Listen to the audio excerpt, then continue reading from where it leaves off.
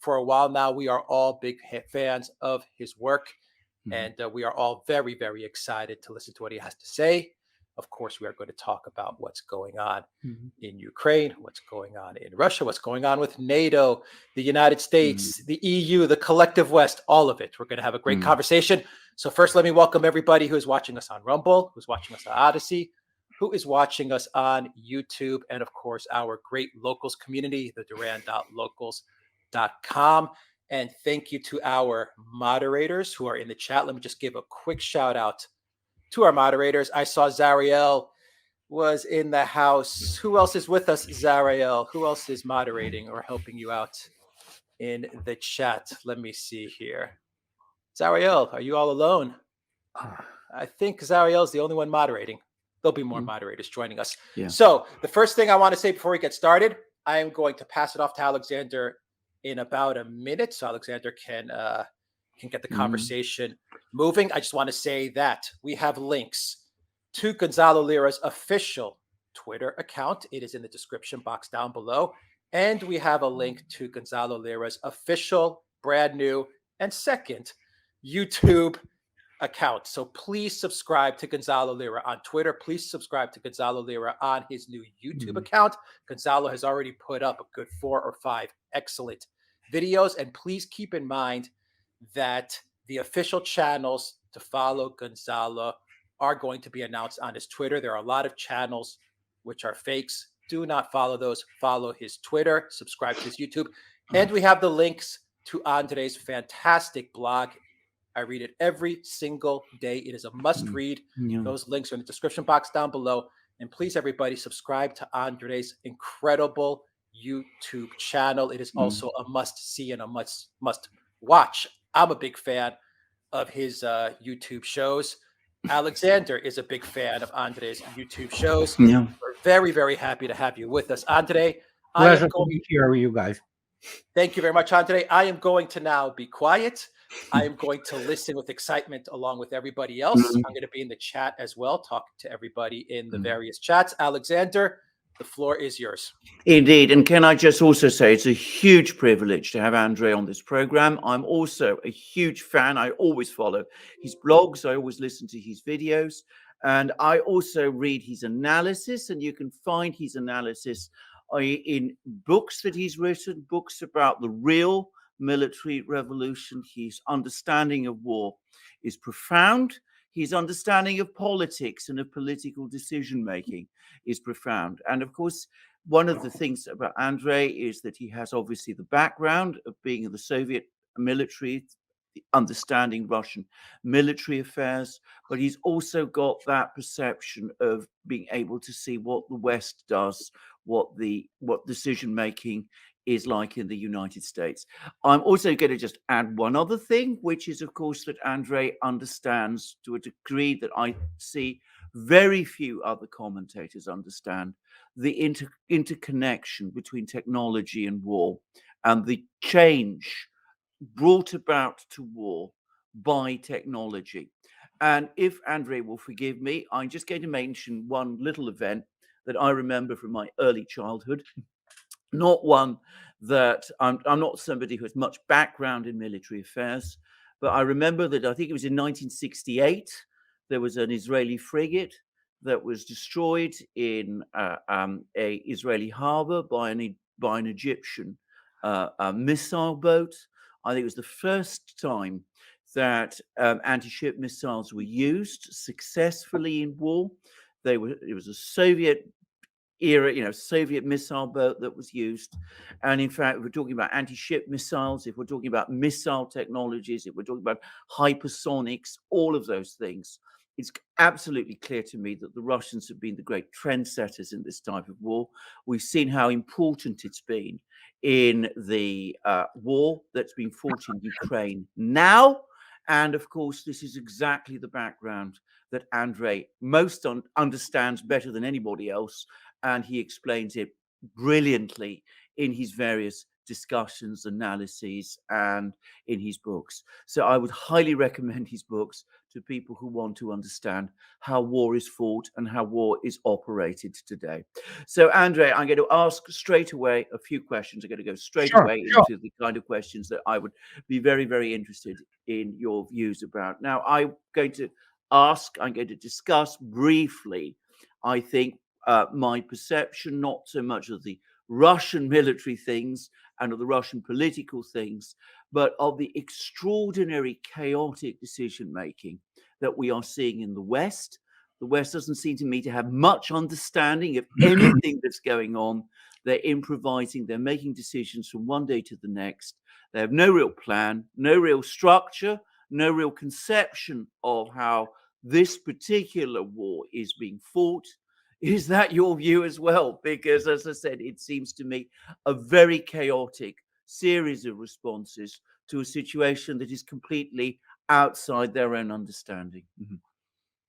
Well, thank you for such an introduction. I'm really humbled. Oh, man. Thank you, Alexander. First, it's not perception. It's actually the reality. And you read my books, you read my blog, and for many years, and even before that, while I was just basically lurking in the background, just in some blog here and there, and I wrote articles, here and there, was the fact that it was forecasted, predicted, basically, from the get-go that the West not only doesn't have any plan, except for the general direction, and we know now this general direction because it's been completely, disclosed and manifestly exhibited, so to speak. It's the Russophobia into the extreme, and they had this direction. But in terms of tools, in terms of how they approach it, and in terms of developing the policies, and by the policy I mean not some collection of slogans, and PR action. I'm talking about the policy which engages, people and provides some, sensible measures. There never was there anything like this. I mean, there was this moment of glory for the United States and combined West, early 90s, with the collapse of the Soviet Union. And of course, this basically beating the, pardon my French, the excrement from out of the third-rate Arab army, by Saddam Hussein, which gave the reasons for some reason to declare the coming of the New World Order. And, from there, it was this, oh my gosh, unipolar moment, what many people didn't recognize even then. And among this triumphalism is that even in the disassembled and decaying state of 1990s, the rump of the Soviet Union, Russian Federation, still could wipe the United States off the map in nuclear way. And there was and the victory, so to speak, in the Cold War was not really a victory. This Russians, our stupidity, I'm such a way, goodwill, suddenly, hey, no more threat of nuclear war, let's be friends and all that. And even Pat Buchanan wrote, that the Russian, hand extended with friendship was slapped away. There you go. And people in the combined West, and it was decaying really fast. And now it's precipitous decay of the Western political elites. They don't even know subject. They don't understand war. They don't understand Russia. They don't understand economy, real economy. They don't understand how it works. And as a result, you see this chaotic, knee-jerk reactions. And when you look at even, for example, Annalena Baerbock, the foreign minister of Germany, she has zero background in anything. Nobody actually knows what's her education, for starters. Or you have this guy, Olaf Scholz, who is just basically political operative, who never worked a day of real work, in his life. And there you go. That's what you get. Yeah. I think also, hey, Andrei, it's great to have you on. It's a real pleasure. Yeah. And what I wanted to follow up on that issue is that, see, the leadership classes in the West, in 1991, the people who were in charge had a great deal of experience. I mean, think of George Herbert Walker Bush, the greatest foreign policy presidents that the United States had. he had a wealth of foreign policy experience. James Baker. Exactly. James Baker, outstanding Secretary of the State. Exactly. People with enormous experience, people who had been, young men during the Second World War, they knew what they were doing. But what happened was that with the Clinton administration and moving forward, the people were academics fundamentally, people who came up through the ranks, not of experience, but rather of accreditation. And it seems to me that so much of the accreditation process rewarded people for qualities that were not necessarily useful in the real world. And so you have people like, for instance, Jake Sullivan. He is a creature of academia and NGOs. He has no real world experience whatsoever. And yet he is the national security advisor. He is a fool. And I don't think that anybody here disputes that. But he has risen to this position of power because of malincentives in the West system of bringing in new blood to leadership positions. And so my concern is not that we have incompetent leaders now. It's that when the incompetence of these leaders is clearly revealed to everyone, we are not going to have anybody else that we can replace them with. We're going to have equally incompetent people, because the subsequent generations, the generations that are coming behind them, have gone through the same process of empty accreditation with no real world experience. And most important of all that I've noticed, an inability to empathize with the point of view of the other. That's my thinking. Well, for starters, we have to make a very important distinction here. Current academy, so to speak, in the West, it's really a catastrophe. It's not good, okay? Especially in the field which we call liberal arts and humanities. We suddenly have people who are absolutely not good academically. Just to demonstrate, Gonzalo, what you and illustrate, very correct thing stated. Compare, for example, former U.S. ambassador to Soviet Union and partially in Russia, very early stages, esteemed Jack Matlock, who was and is an outstanding Russian scholar with perfect command of Russian language. Mr. Matlock knows Yevgeny Onegin by Pushkin, a huge poem. It's actually novel in rhyme, and he knows it by heart. Very few Russians do that. And guess what? And then compared to this, I don't think McFall knows any of that.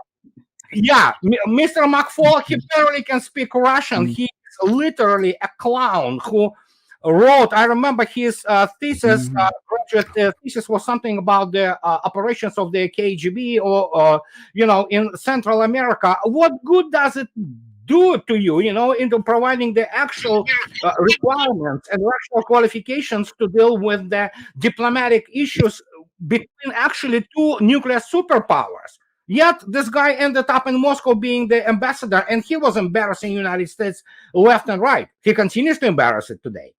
And now when you look at the current State Department, goodness gracious, it's just, and there you go. They're not good. They're not academically good. And part of it, obviously, yes, I am on record.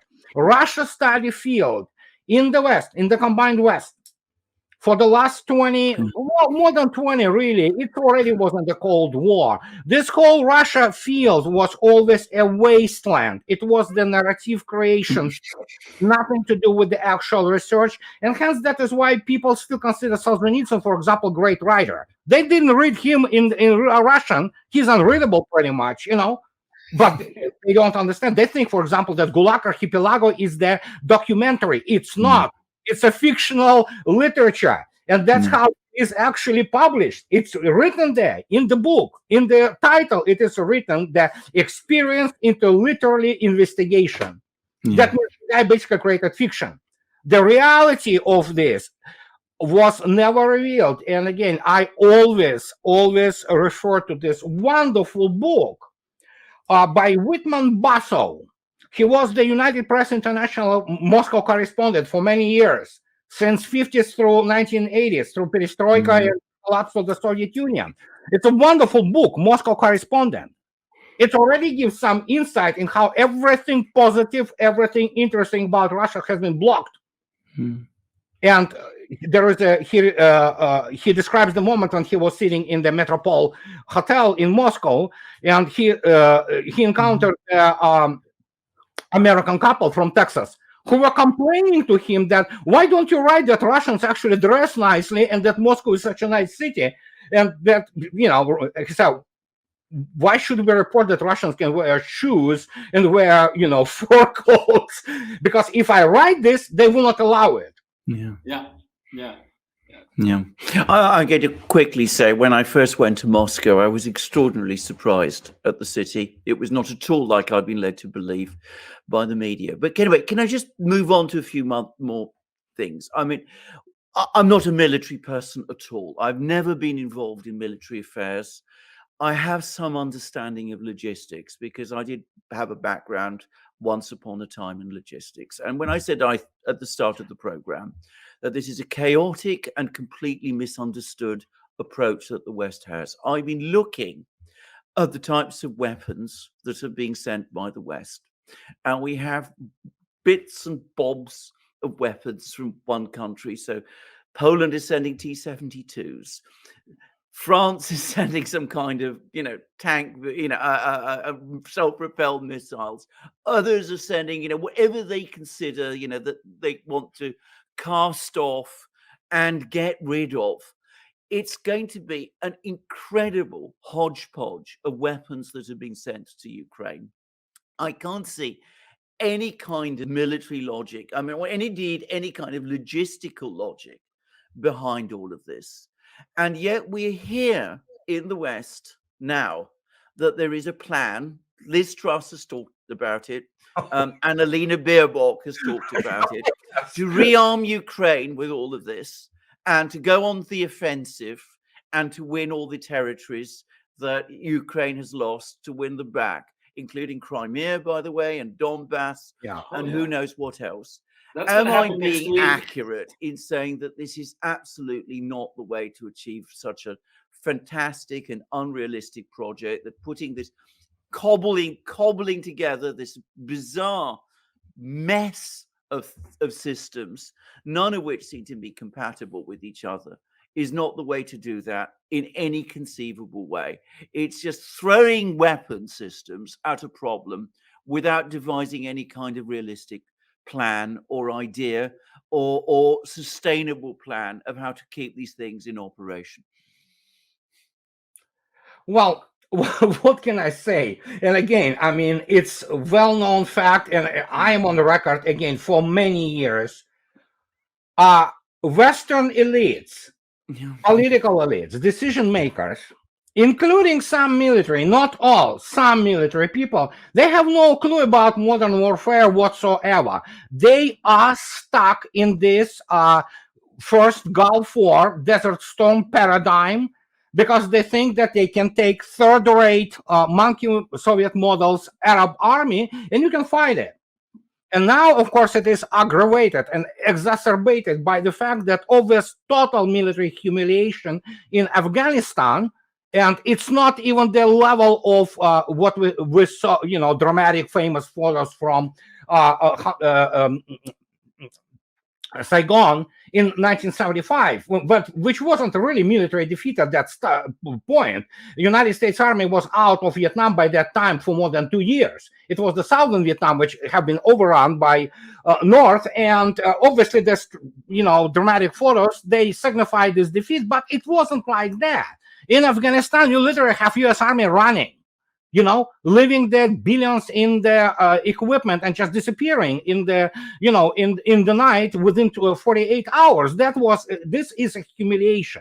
So we have this political, military, and incompetence exacerbated by the hysteria, and they will be throwing all this. You are absolutely correct, Alexander. Hodgepodge assembly or collection of the weapons, which are absolutely useless, because the warfare which is being conducted and the way it was planned by Russia is nothing they ever experienced before. And for starters, one of the major things which I constantly emphasize, No Western military person ever fought under conditions when the rear services, headquarters, munition depots, and basically what is called the operational and strategic depths are absolutely not safe. They will be attacked in the real war, in real conventional war. They will be destroyed. Their command and control system will be decapitated, basically. And that's what West now learning about it. So in this case, for example, and of course, we can only surmise or assess things based on the really very limited information which is being trickled. Most of it is propaganda anyway. But from what we can gather, for example, javelins are extremely useless, in this real war. And British NLAWs, yeah, they are good on the flanks when you have the column, and you have the ambushes, along the way. But look at the Stingers. It's a dismal performance. There were like tens of thousands of them right now there. And guess what? Russian aviation still flies and still, does the job. And that's the whole thing. I think so. They really experiencing right now shock and awe. And basically, it's about the moment which Leo Tolstoy, wrote in his famous War and Peace when describing the state of Napoleon on the Borodino battlefield, which, by the way, saw the highest slaughter in history by that time between the two armies. Around 1,000 people have been killed in 8 hours in this battle. And that Napoleon, like in the dream, he had this issue of the soft hand. He saw there, some scoundrel approaching him and willing to fight him and deal a serious blow, but his hand was soft and falling absolutely powerless, as it is usually in the dream. This is exactly what it is. They just throw those weapons, they will be annihilated. They will be annihilated. Those which will get to the battlefield, they will be annihilated. But the bulk of them is being annihilated as I talk to you right now. Just yesterday, near Odessa, yet another delivery of the military cargos, some Stingers, some whatever you have it, and have been annihilated. Russians didn't even use the calibers. They used the Onyx P-800 missiles shot from shot from Crimea. Salvo of missiles is done. One of the military airstrips is done, and the storage facilities are done. Now they are worrying about this tunnel, the only big tunnel which is capable to allowed to through up to 100 large trains a day. It's in the Carpathian Mountains. They pull there, whatever they have, the air defense resources, because Russia already basically, Russian forces already basically cut out the supply lines pretty much, especially by destroying the power station, which provide the power up, the thrust for the electrical trains. So Russia can crush this tunnel. They will not for now, but if need be, they will crush this tunnel, and then it just will, be reduced to the trickle down on the roads. That's about it, and that's what is happening. Andrei, I wanted to ask you, could you give us an overview after we're approximately 60 days, I believe, into this war? 65 days.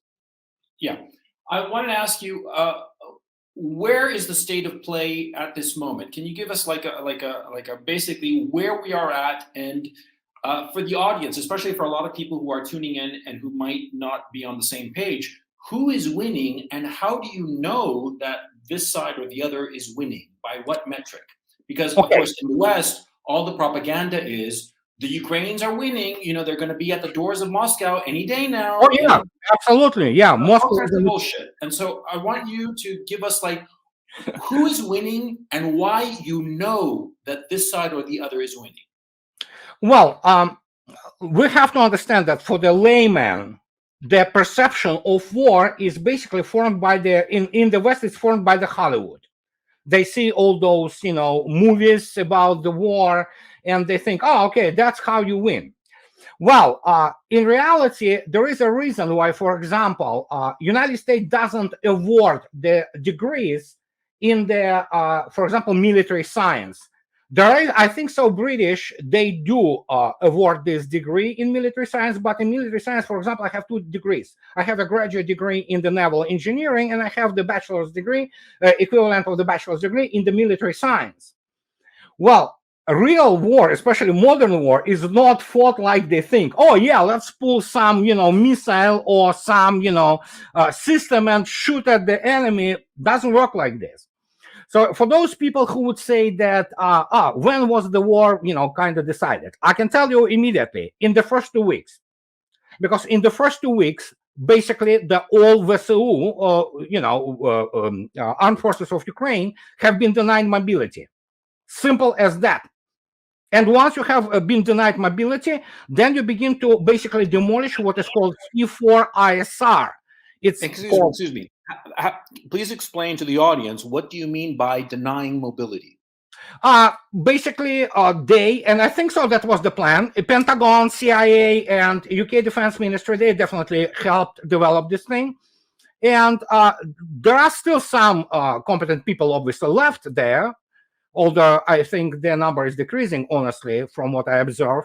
But they knew that basically in the long run, they cannot really sustain whatever, Russia will throw at them. And the fundamental idea was, especially in the eastern Ukraine, which is Donbass grouping of the VSU, which is the main strike force, which was assembled for the assault on the LDNR in March, which was forestalled on the February 24 by Russian forces. It was the fact that if you look at the map there, it is basically one huge, not city, but let's say city and town. It's one huge urban or suburban zone. You have literally gaps between the villages or some towns, which are 2 kilometers, 2.5 kilometers. So it's one huge, basically reinforced area, Festung, as the Germans would call them during the Operation Bagration, when they were bypassed. Russia decided not really to bypass that, especially considering the fact that Russian forces are outnumbered by the factor of 3, 1 to 3. The Ukrainians are more numerous. But the idea was to, from the American and probably British and other NATO side, was to, okay, you can go into those reinforced areas, most of them in the civilian, within civilian infrastructure. And you can use them as your fortress. Some of it is real fortress, concrete structures, which you cannot even break with a 152 millimeter shell. And it's all among the civilian infrastructure, houses, kindergartens, music schools, what have you. And that was the idea. They will cut out your lines of communications. They will make traveling of the armor and any kind of logistic transport, dangerous. So just go there, sit there and fight. That will slow down, Russian advance and things of this nature. So, and basically Russians knew that. And what happened, you have literally by now it's probably less than 100,000. I'm sure it's much less than 100,000. But initial estimates of this Ukrainian grouping was up to 100,000. And it is now literally sits inside the place and cannot really move anywhere. It's literally cannot move anywhere because first, a lot of automobile transport have been destroyed. A lot of armor, huge number of armor was destroyed. So how do you go about it? Well, you can obviously use, so to speak, civilian cars or civilian trucks, those which are remaining there. But how good will it do to you if you need, for example, to move brigade? I can tell you what real brigade on the move is. It's many kilometers of armor and transport, and it's a huge logistic operation. What does it mean if they do that? Well, there is Russian aviation there and Russian standoff precision weapons. You're not going to get far. And they already learned it the hard way. So in the first 2 weeks, basically, this was basically, denied. And so what you have now is you have this grinding, storming of those festungs or small or large fortresses and mopping up. But they cannot move anywhere. They cannot. So that's just the way it is. And the moment this happened, it was clear that, yeah, now it's just a matter of time, and the mode, so to speak, how Russian general staff will decide to go about it, And I believe Scott Ritter yesterday written, although I do not agree with everything Scott says, but I respect him tremendously, But he wrote on RT, I believe, yesterday, the wonderful article that, yeah, for now, VSU is winning mostly on Twitter. I mean, right on the ground, they're sustaining now catastrophic losses. Yeah. And the amount of prisoners of war is growing drastically. And they are shocked, basically. They are shell-shocked people. Some of them, they say there are some units, some actually regiment size or brigade size units, which don't have command anymore. It was either killed or it simply ran away. So, and the only reason they many still do not surrender is because they have basically this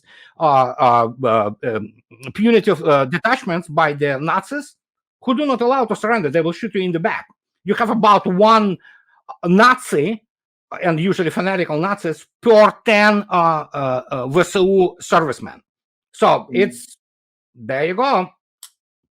By the way, we've been talking about this war, Alex, Alexander, myself, also with Scott, and it seems that the consensus is emerging as to that Russia had an original game plan, and that original game plan failed, and then it's gone to this grinding war. And the consensus we have is that the original game plan was to come in strong from multiple angles, multiple axes of attack, and essentially tried to intimidate and scare the Zelensky regime into a negotiation of neutrality, no NATO, a sort of demilitarization, a clear respect that Crimea is always going to be Russian, and also the Donetsk and Lugansk being allowed to be separate enclaves, and that original position failed because the Ukrainians refused to negotiate in good faith. And so the Russians in late March and into early April came to the decision that, okay, this is a real war, so let's just grind it out and get a victory, not merely a political victory, but an actual conquest of terrain.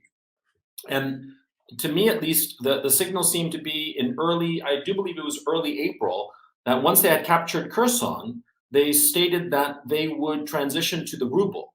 And that, to me, signaled that Russia intended to outright conquer this territory, or if you want to put it more politely, maintain a permanent presence. Let's call a spade a spade. They intended to conquer all of the south band of Ukraine and the eastern band, and that decision was made in late March, early April, because of the failure of the first phase that was trying to reach a political solution. Do you think that this model of thinking about Russia's intention is accurate, or if it's not accurate, where do you think it's inaccurate? Okay, it's inaccurate. And let me put it this way. Those CIA agent or station chief or DIA dude, those spies from MI6 who would tell you that they know the plan and actually had the Russian plan from the start, in UK they probably will be, endowed with the title of Sir, and will be, enrolled in the next to the heroes to Field Marshal Montgomery, and Admiral Nelson, because there is no way anybody in the West, or for that matter in Russia, knows what the plan is. Andrei, just to point out, my point is that this is the inference that we've arrived at based on Russian moves. Yeah, Russian moves. Not that I'm listening to MI6 or the CIA. No. That's my point. And also that shows how people do not understand how wars are prosecuted and how their plans are developed. So here it is. General staffs, real general staffs, which operate in complex environment, including including the processing of the enormous of data, they plan 24/7. That's what, for example, I can tell you Russian General Staff does. It plans 24/7. And each time it is development of all kind of different contingencies which immediately are reacted. It doesn't mean that they don't make mistakes. Some of the mistakes obviously are made, sometimes here and there on the operational level, but mostly on the tactical level. But for those people who understand what C4ISR is, which is command, control, communications, computer, intelligence, surveillance, and recon, this encapsulates this basically abbreviation, encapsulates what people do. And I cannot emphasize enough the amount of info which goes through the organs of the operational in command and control in the general staff. So in this particular case, it doesn't matter what people think and infer from what the plan was, because whatever they think it is, it's not what they think it is. And the question was from the get-go, the only reliable source of information on that matter which I saw was in early March, Vladislav Shurigin, a very famous Russian military correspondent, he was talking to the commanding officer of the brigade of the Russian Marines. And this interview was done in very early March. And the guy, and I actually posted it on my blog, the guy, he doesn't obviously name his name. He's most likely either lieutenant colonel or colonel, who is the chief of the brigade. He said, the only unexpected thing which we encountered was how brainwashed they were. That's the only thing. We adapted, he said, like immediately, almost like within 3-4 days. And it was clear that the reaction time, and especially the way the command and control is conducted from Moscow, is very fast. And that's another thing which I point out constantly. Majority of the footage, with the exception, for example, the showing of the videos of the air defense working, or Russian Ka-52 or Mi-28, working, or majority of the footage, I would say 75%, maybe 80%, of what public everywhere, both in the West and in Russia sees. It's not the footage of Russian armed forces. These are footage of LDNR forces. They're militias, primarily. And there is a reason for that, because Russians and Russian armed forces are extremely disciplined. No cell phones are allowed there. Yeah, I know. But the question I have, Andrei, is the following, to rephrase it then. The question is, do you think that Russia, from the get-go, had the intention of partitioning Ukraine? Yes. Or was this decision made on the fly?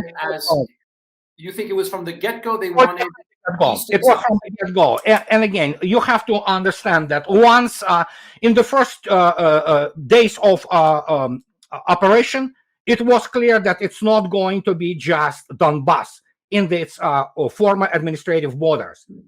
And you can see immediately, Mariupol, well, it was one thing. Mariupol was being removed not just because it was the part of the Donbass territory, because Mariupol always was in Donetsk region.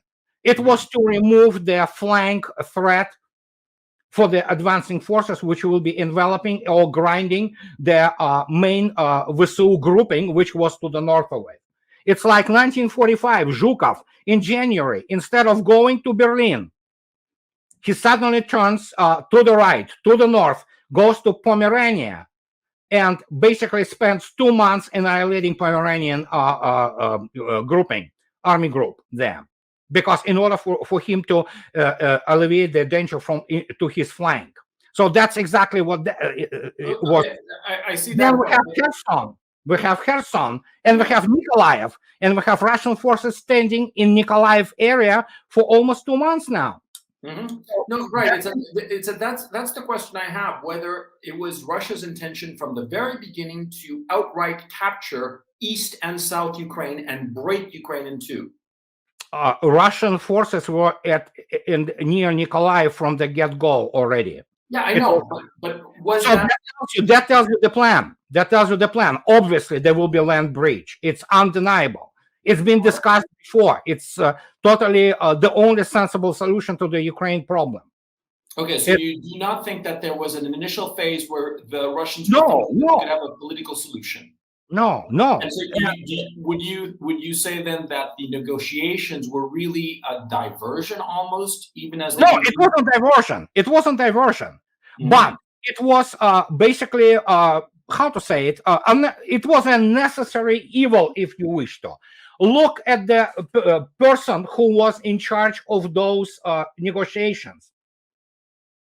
On the Russian side or Ukrainian side? No, on Russian side. Ukrainian side don't even bother with that. Russians knew from the get-go.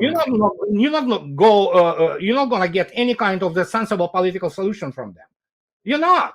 And that is why they sent the guy who has zero experience in any international affairs, warfare, or strategy, or what have you. They sent former Minister of Culture, Mr. Medinsky.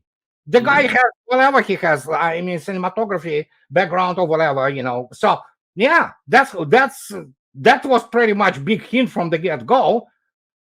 It wasn't Patrushev who was negotiating. It wasn't Shoigu. It wasn't anybody. It wasn't Bortnikov of FSB. It wasn't Narishkin of SVR. It was nobody of. It wasn't any kind. It wasn't even Boris Gryzlov who was there. You had Mr. Medinsky, who was in charge of freaking drama theaters and cinematography in Russia. What do you expect? It was into everybody's face from the get-go. But yet, it was necessary evil to demonstrate that Russia, but it wasn't diversion. If he would have gotten something sensible out of Ukraine's side, sure, why not? But the point is, please, Russians are not that stupid, so to expect anything positive, knowing pretty much and having a very good intel on Ukraine. So yeah, Ukraine land bridge in southern Ukraine was the plan. And east, including Kharkov, was from the beginning part of the plan. Yeah, it just was the matter of maneuvering forces. Russia didn't have enough forces to do the whole theater from the get-go. As I already stated, the Russian forces outnumbered by 1 to 3.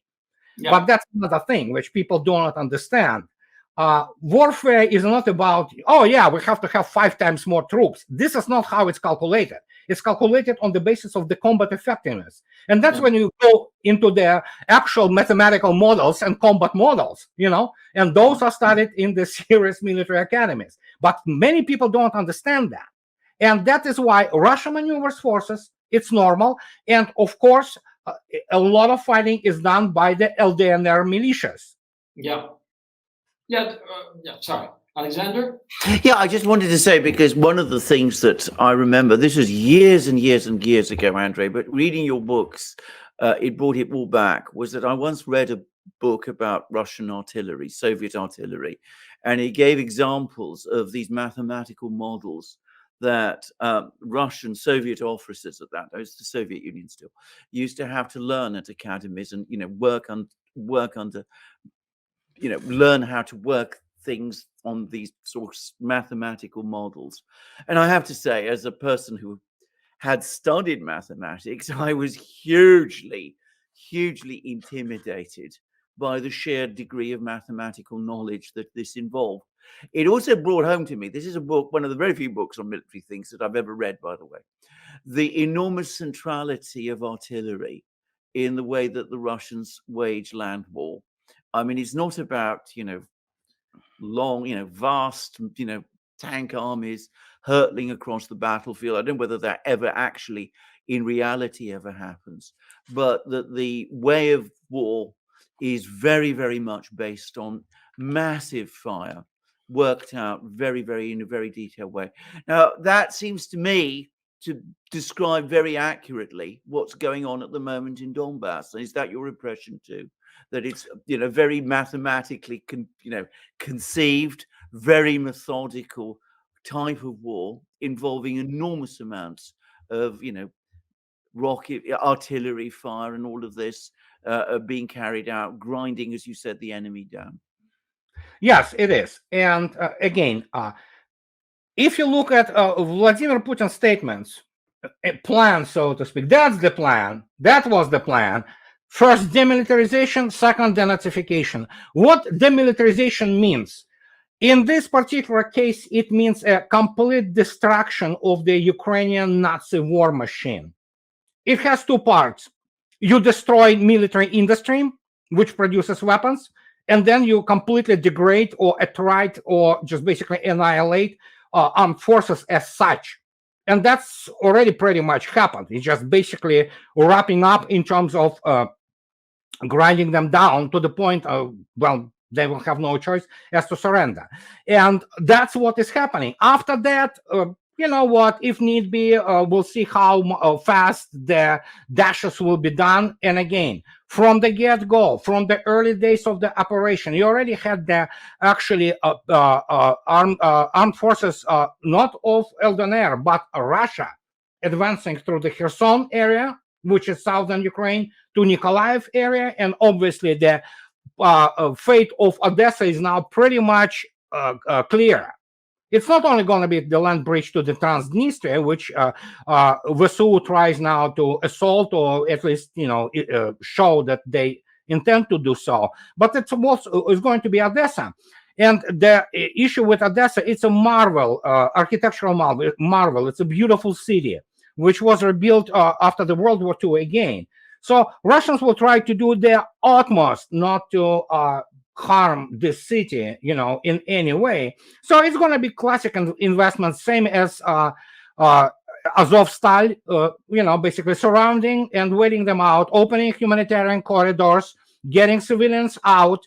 And if those people do not understand, I mean, those remaining defenders, quote unquote, what expects them, then yeah, sure, the dial could be, you know, dialed up to 11, so to speak, you know. And after that, yeah, well, that's what the real war is. If need be, Russia has plenty of high precision standoff weapons, and all necessary points of pressure could be, you know, designated and exposed if need be.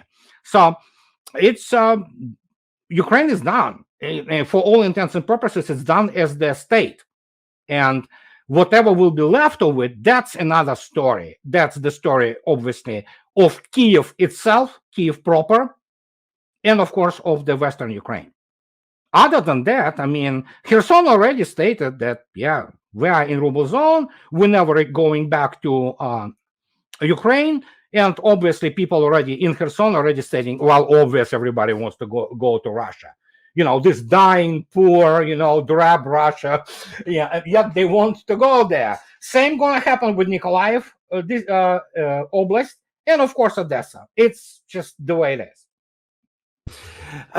Andrei, do you know Nikolaev? Because it was very much part of the world that I would have thought that you were trained up to when you were working. Was it in the coastal forces, which I believe includes the marine forces in Russia? That it was, you know, the major shipyard and place for the Black Sea. Yeah. Nikolaev was a major shipyard. Actually, there were three of them, I believe. The two major were obviously naval shipyards. All Russian aircraft carriers which were ever built, they were built in Nikolaev. It was a major plant, which is not there anymore. It's basically a ruin. It cannot build, I mean, the freaking, you know, like 50-foot boat, let alone build serious modern combat ship.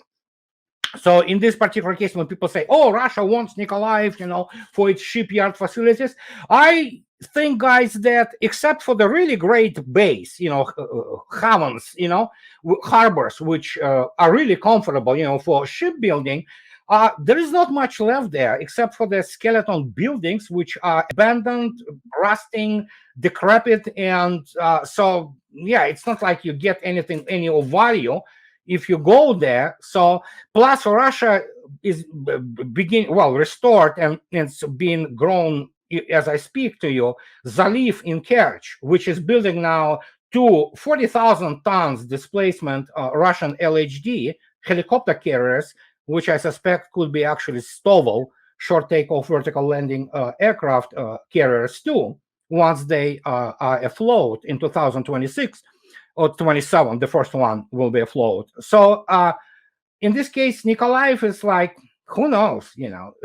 Obviously, the moment those areas cleared of Nazis, they will decide themselves, but most likely they will be first declaring independence from Ukraine and then eventually integrating into Russia. And then, then we'll see if Russia deems it necessary to restore Nikolaev shipbuilding facilities. I have a comment that I wanted to make, or a little tidbit of information that you might find interesting. Kyivstar and Vodafone, the two big cell phone carriers, abruptly cut off service to the Kherson region. Yeah. And it seems as if the Kiev administration, the Kiev regime, has decided to just give up on Kherson. It's over insofar as that area is concerned. And so I wanted to pivot a little bit insofar as, Andrei, your thinking as to where the evolution of this war will go. Because it's clear that in the East, we have this tightening vice on the army around the Kramatorsk area, on the AFU forces around the Kramatorsk area. That grouping is getting ground down. And it's very clear, I mean, it's anecdotal evidence, but we see a lot of these videos of POWs, and they look completely demoralized. Yeah. Their uniforms are a mess. I mean, it looks like a ragtag bunch of survivors. And I do not mean this with any kind of disrespect towards those men who fought as valiantly as they could. I don't doubt their heroism or bravery, but they are losing. And so the question becomes, if that finally gets crushed out, ground out, would this, number one, would this affect the morale of the rest of the armed forces of Ukraine to such an extent that the whole sandcastle kind of like collapses, the morale of the entire army just collapses and the country just gives up? Or if not, what would be the next hard walnut that the Russian army has to crack after the Eastern grouping? First, the very fact that we have now increasing number of POWs and we have the Nazi forces embedded in the regular VSU units, formations, already tells you that many people don't want to fight. But many POWs, very many, in thousands, Ukrainian POWs, the first thing they do, very many of them, when they get taken prisoners, they ask, are you going to torture us? Are you going to kill us? And then they get medical help. They getting fed.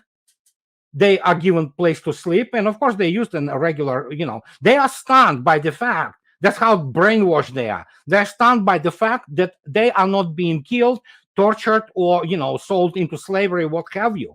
Unlike it is the case with, obviously, those few Russian POWs. And there is another thing, of course, it's not anecdotal. It's pretty much everybody on the front line says, and it's well known now as a fact, it's that they do not really, VSU are not into exchange of the killed in KIAs. Yeah.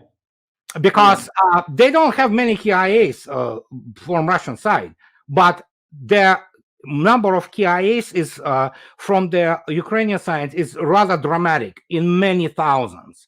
And one of the reasons for this, apart from the obvious financial thing, because they're so corrupt there. For example, if you get the guy who is MIA, missing in action, you don't have to pay the compensations. Yeah. But other thing is that they do not want them because their hospitals are already overflowing with the maimed, wounded, and it is tragic. No doubt about it. Make no mistake. I don't take any pleasure in saying this, human drama. But I mean, the number of KIAs is horrendous. It's actually it's in tens of thousands. And Russians now have issues with this. To add to that, something that I heard from several sources is that the Russians are encouraging the POWs, the Ukrainian POWs, to call their homes to tell them that they're all right. And of course, they are fomenting this not just out of humanitarian reasons, but also to undermine the will of the Ukrainians, because the mothers talk to the other mothers, and it gets back that they're going to be fine with the Russians, and the Russians are not going to eat them. It's not going to be cannibalism time. It's definitely this point absolutely valid. But it is also really strange when we have a true humanitarian and humane attitude, and that yes, it could be used as a weapon. But can you imagine the fact that yes, we don't kill you guys, we don't torture you, we will question you, you will sign the paper that later on you will obviously take a part in cleaning after yourself, and restoring, and then go back to your families. That's very simple.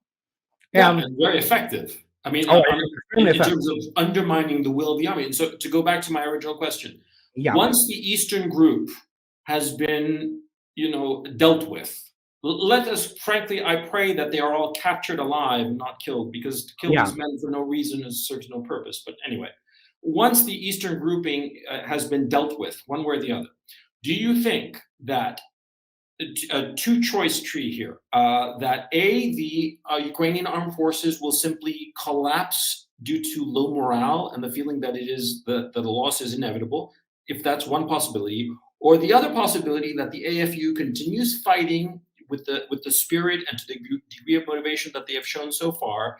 And so what would be the next tough nut to crack for the Russians? Would it be Nikolaev? Would it be what? Well, Nikolaev, Odessa access, definitely. That will be the issue. No doubt about it. Now, in terms of the fighting and combat effectiveness of VSU, you have to remember, with whatever morale is, it's dwindling one way or another. Even if we factor out the moral factor, which is extremely important, make no mistake, the attrition is such that you cannot find any more enough number of the low-level combat specialists, those sergeants, and low-level corporals and what have you, who can substitute those who will be treated. And guess what? That also diminishes the quality of the armed forces, apart from the fact that news are getting around. So, but the tough nut will be obviously Nikolaev, Odessa. I don't know how they will be dealing with Kharkov, honestly. I don't know. I know there is a still grouping in Belarus, which is there. So, who knows? We don't know.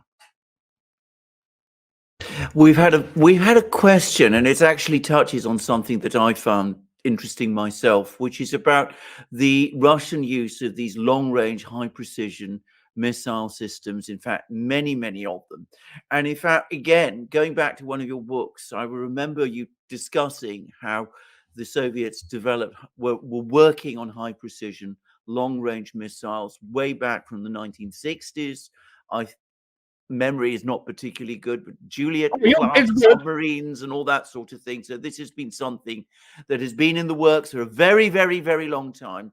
And I would say it's been one of the most impressive aspects of the war, because when you see Western powers using cruise missiles, it doesn't seem to be as surgically used as it has been in this war. But could you comment about this and about the types of weapon systems that have been used, and maybe tell us something about their history and their background, and going all the way, as I said, back to the early 60s and even beyond? Well, yes, obviously, the United States loves to claim their credit for their high precision guided, weapons, but actually these were Germans in 1943 who sank Italian cruiser Roma with radio-guided bomb.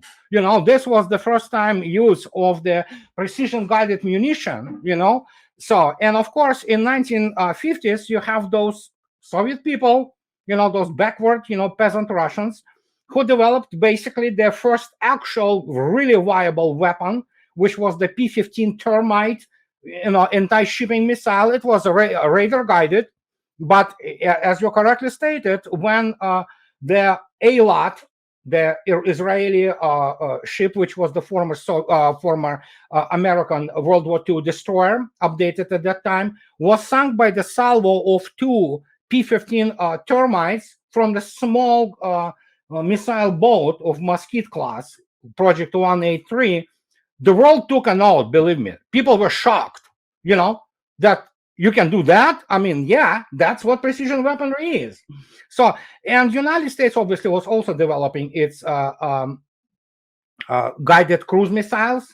But in terms of anti-shipping missiles, United States never got the lead. It had this pretty proverbial now, Harpoon missile, anti-shipping missile, but it's obviously morally obsolete no matter what kind of the active head you put on it, a radar seeker, infrared seeker, what have you.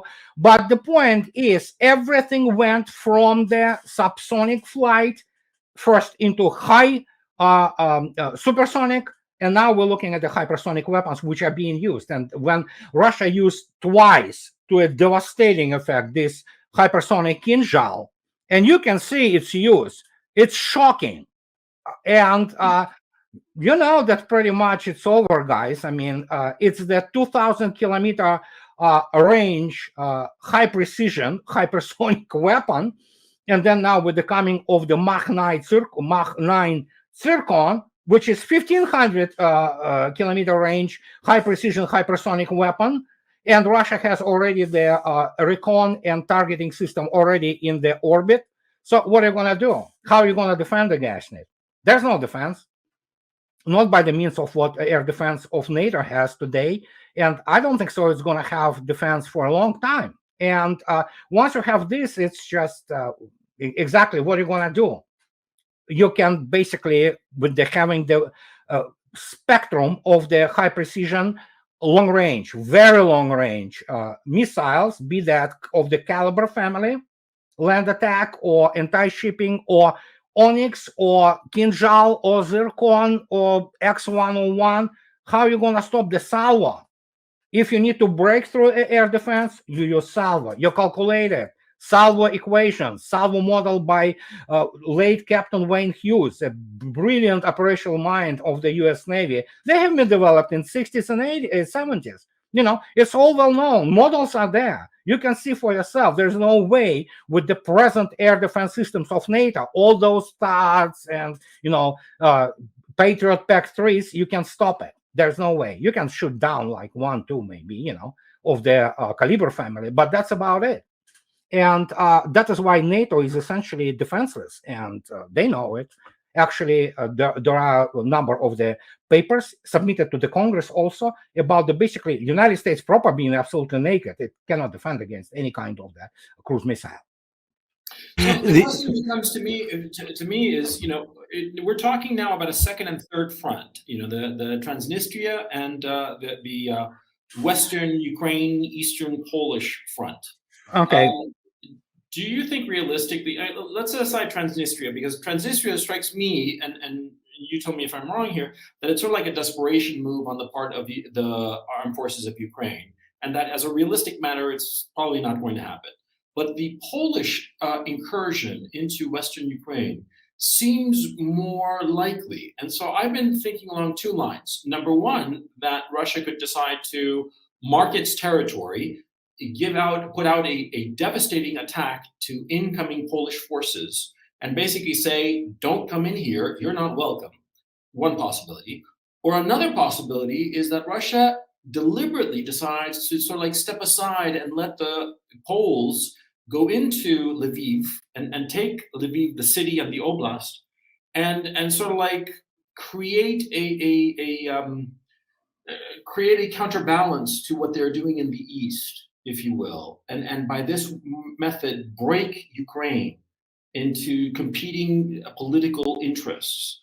Which do you think is likely, that the Russians let them in or blow them out? Oh gosh, it depends on timing. I think, first, let's be very straight here. Lvov is the Polish, German, Jewish city. It always was. It was created. Ukraine wasn't even factoring there in any way. Galicia is Polish land. They're Western Krasy, as they call it. Russians know that, but it's all about timing. If Poland decides to do it right now, I think so Russia will respond. But I make no mistake, I do not even pretend to be historian of the Western Ukraine or Poland, Polish-Ukrainian relations. I simply don't know. But I defer here to a person who is an extraordinary expert in this particular case. It is Mr. Andrei Vardra, who just yesterday stated that inevitably Poland will get their lands. Russia probably will do nothing about it and will gladly let them have it. Another matter, and this is now the purely political matter. If Poland decides to do it now, we might get the severe reaction from Russia. It's all about timing. But so if Russia feels confident in its possession of the south of Ukraine and the east of Ukraine in maybe 4 to 8 weeks from now, then perhaps they would be almost indifferent to whether Poland has an incursion into Galicia. Is that what you're saying? As long as Poland doesn't move beyond Galicia. Sure. That's the issue. Who decides what Poland wants to do? What if they want, and I give you another guy who is actually specialist, unlike me, in Ukraine, and he was actually working for government, Mr. Rostislav Ishchenko, a very famous publicist, and he's Ukrainian. I mean, he's Russian, but I mean, he considers himself Russian, but he was born there, he lived there, he worked for the Kiev government, in the Ministry of Foreign Affairs. He says, what if Poland moves to Vinnytsia, Well, then Russians probably will move to Vinnytsia too, So Poland wants not only Galicia, which is understandable. Let's face it, it's their lands. But they want probably some kind of the political capital and declare, as always doing PR, oh, you see, we defeated Russians, we drove to Vinnytsia. I don't think so they will be able to drive to Vinnytsia because they will be annihilated, and if you look at the terrain there, it's all those same fields, all those same small forests, easy for targeting, easy for guidance. But it's the timing. And I don't know what Russian political leadership considers good timing for Poland inevitably getting their Galicia back. I don't know. I really don't know. I hate to speculate. I hate to comment on something which I don't know for sure. And but evidently their mood is such that, eventually Poland will get it back. Yeah, because my thinking at this point is that Russia will take all of the south of Ukraine, all of the coast on the Black Sea, including Odessa, including Transnistria, and eastern Ukraine, including Kharkov, Poltava, maybe not. I do think that they will take Dnipropetrovsk. Dnipropetrovsk, Yeah, I think that is in the cards, but I think that by the time they get to the issue of Dnipro, it'll be so obvious that there won't be any battle. The city will simply fall. But the Kharkov is, for me, the issue as to whether it will fall or there will be an actual battle. Obviously, for obvious reasons, I hope there's no battle. But the issue seems to me, and I've been thinking about this from quite a while ago, almost the beginning of this, that the Western Ukraine would go to Poland, and there would be a rump Ukraine that would have to be a government that is friendly to Russia. I mean, basically Lukashenko 2.0, a government that is friendly and docile towards Moscow, either led by Medvedchuk or led by somebody like that with longstanding ties to Russia. And also, I also thought to myself that perhaps Hungary would take a little bite out of Ukraine, but that's not really important. It's so minor that it doesn't matter. The point I want to make is that, see, this rump Ukraine, Scott Ritter had a very good point that he said that the Russians want to maintain Zelensky because they need him to be the one to sign a document of surrender. Yeah. You agree with that? Yeah, absolutely. Yeah. And what happens if he flees Ukraine and establishes a government in exile? What would happen in those circumstances? Oh, it doesn't matter in terms of the rump which will be there. because it will be deindustrialized. Kiev doesn't have much left in and around it anymore. So, I mean, I don't know what will be the political arrangement there will be.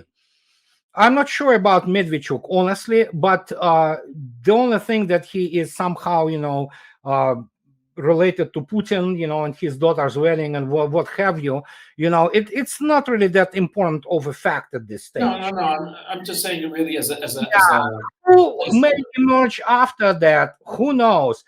Zelensky, if he survives, he may try to do whatever he wants. It doesn't matter. Geography and economics play their own, role, so to speak. Don't forget that white immigration and, Tsarist monarchists, they also had their, so to speak, their in exile. How much good did it do to them?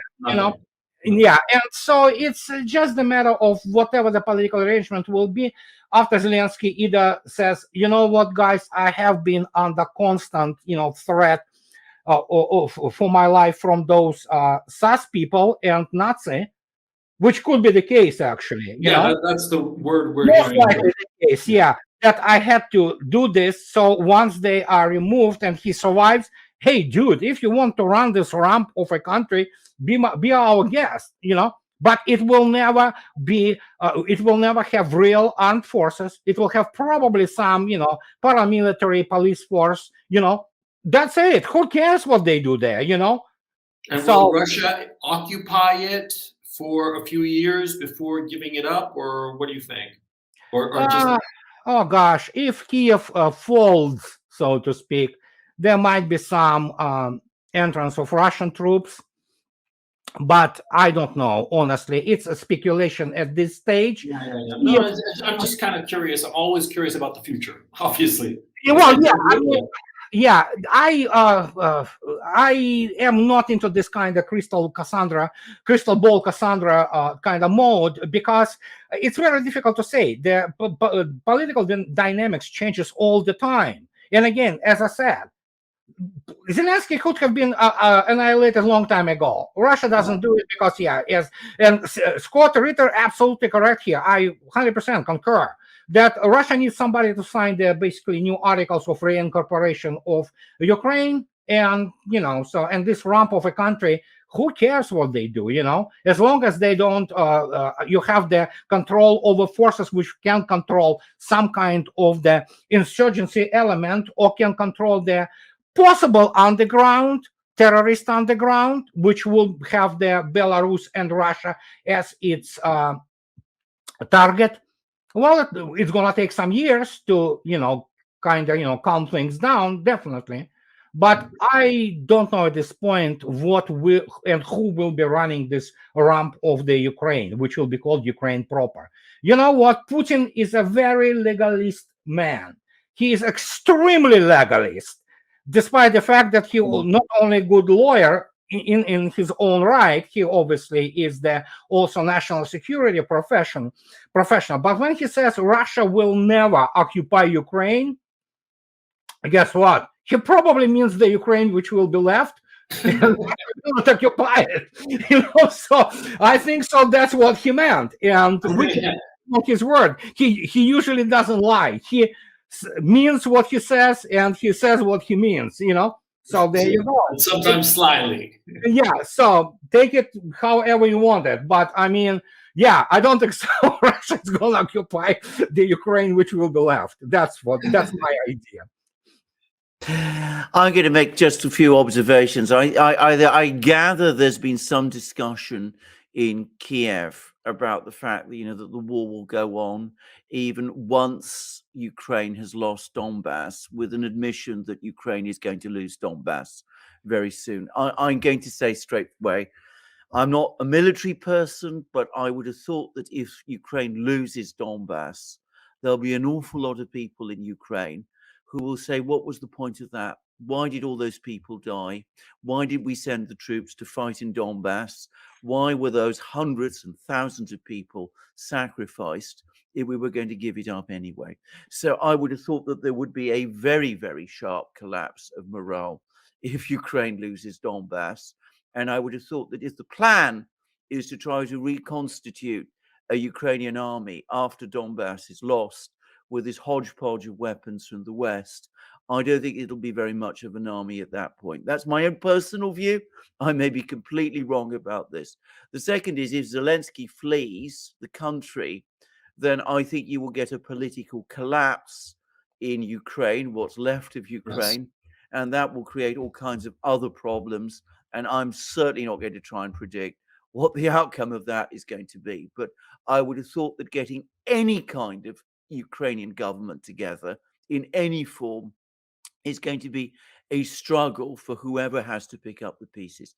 Can I, sorry, and I'm sorry to do this, Andrei, I probably am talking much about technical military issues, but it does seem to me that I've got a person here who is an outstanding person who understands technical military issues more than almost anyone else. Would you agree with something else, which I fear, I feel about this war, which is that one thing that has been completely exposed over the course of this fighting is the total failure of this legend, this myth of the all-conquering, all-powerful drone. It's clear to me, I mean, looking at all of this, that if you have the kind of air defense system that the Russians have developed for their armed forces, the drones, you know, Bayraktar drones or any other kind of drone, as strike forces, simply can't function. I gather the Ukrainians have already said that the Bayraktar drone is useless from their point of view as a viable weapon. And I suspect that's pretty much true of every other drone system. You know, the American Raptors and all of those, they might be effective in Middle Eastern environments against irregular forces, but against a military organized with a kind of air defense system that Russia has, they have clearly and comprehensively failed. Is that your own view?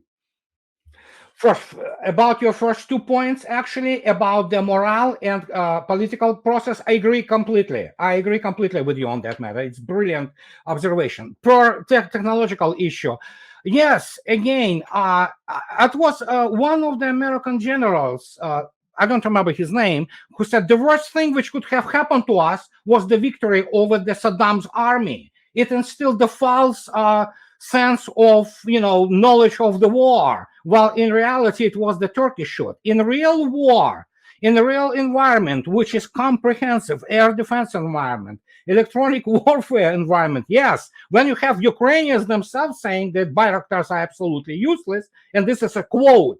So, yeah, what do you expect? I mean, if you look at some point of time, the white book will be issued. And I wrote it on a number of occasions already for the last couple of months. We will be stunned by the actually data which will be released in terms of the operation of Russian air defense. Out of those Tochka-U's, ballistic, tactical, and tactical operational sort of missiles, I mean, most of them have been shot down. Some of them went, got through.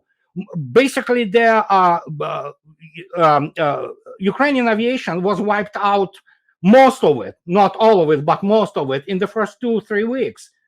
So, and now even Ukraine admits, and they are now disclosing, oh yeah, this ghost of Kiev was kind of collective. It's just ridiculous.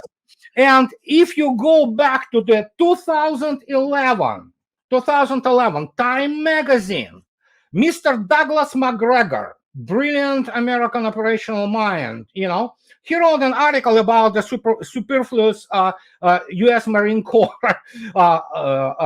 force. And he wrote there, and he stated there are some things which, if United States fights the army, the real armies with real air forces, with real air defenses, and I'm quoting him basically, you can look it up. He said that the number of casualties United States can expect is about 130,000 people in the first 2 months, which would be about the same as, in the First World War.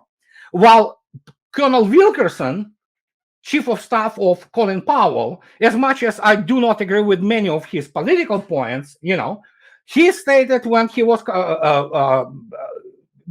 interviewed by the same way as we are online. A couple of months ago, they said, what happens if NATO or United States places its army? What will be the level of casualties? He was basically blunt. 40,000 in the first week.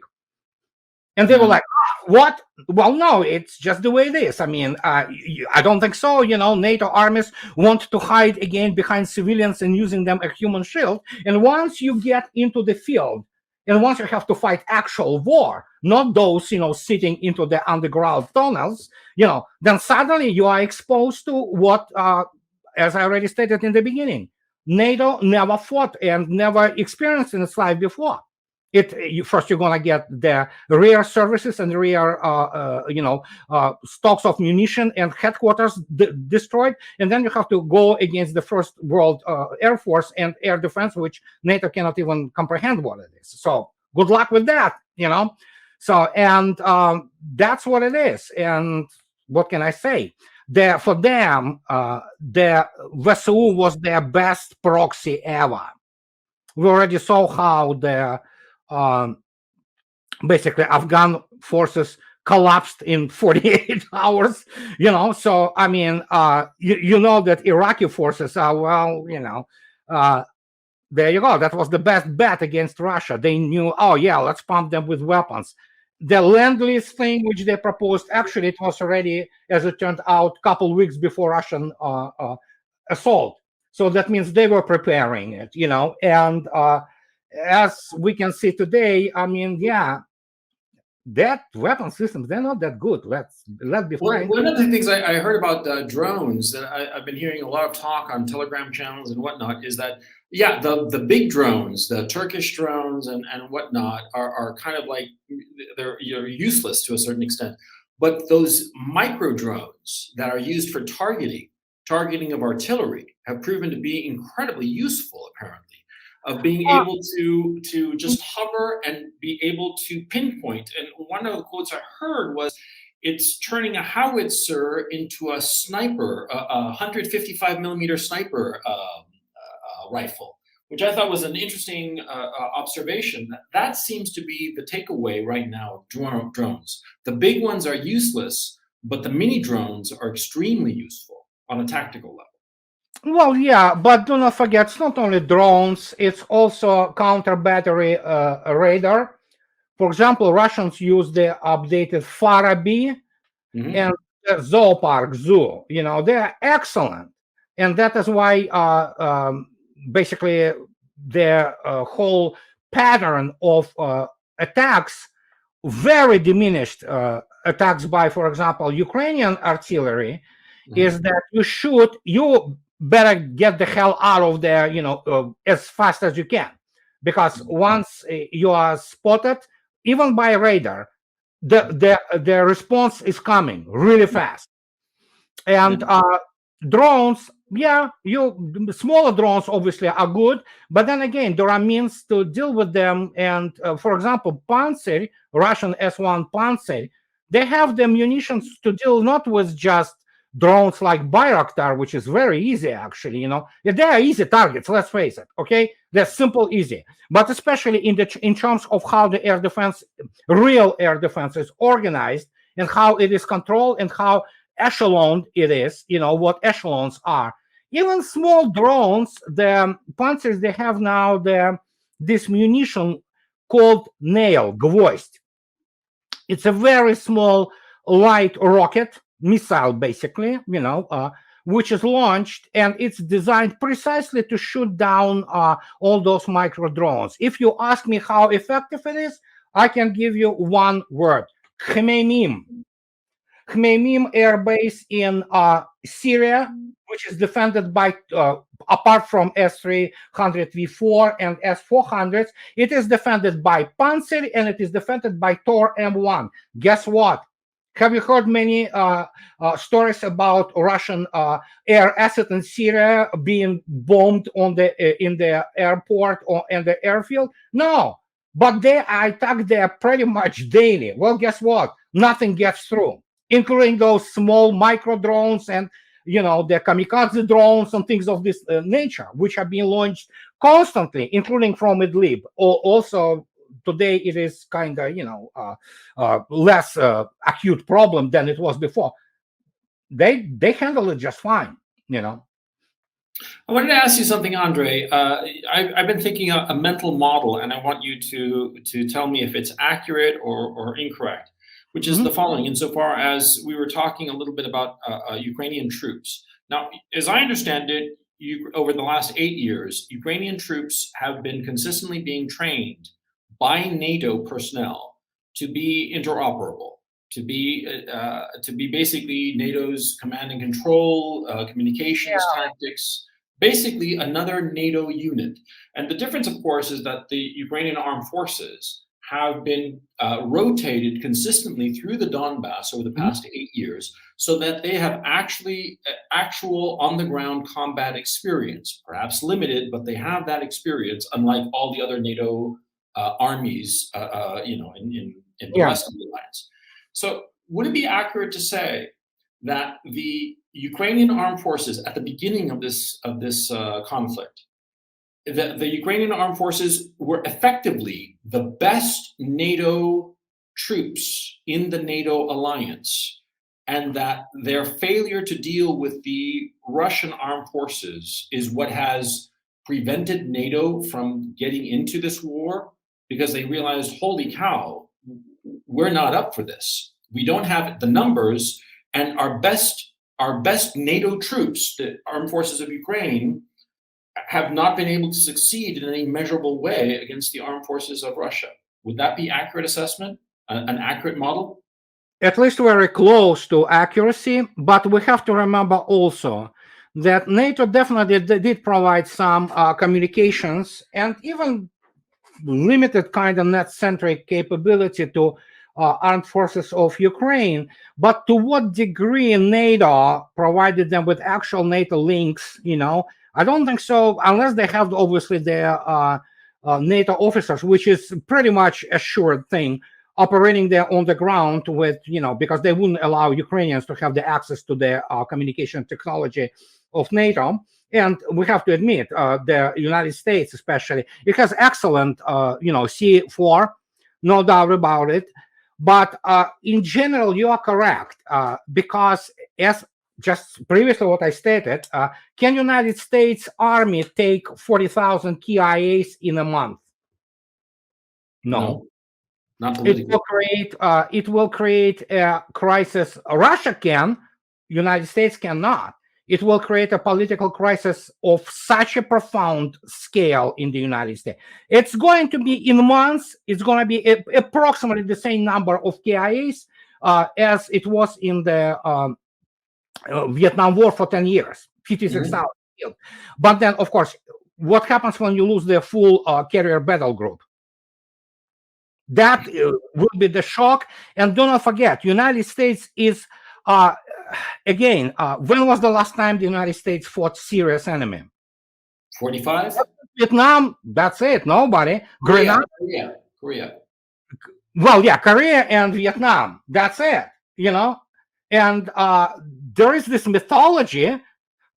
But look at American, I'm not talking about European, as some general staff people in Russia say, we don't even sweat about European NATO.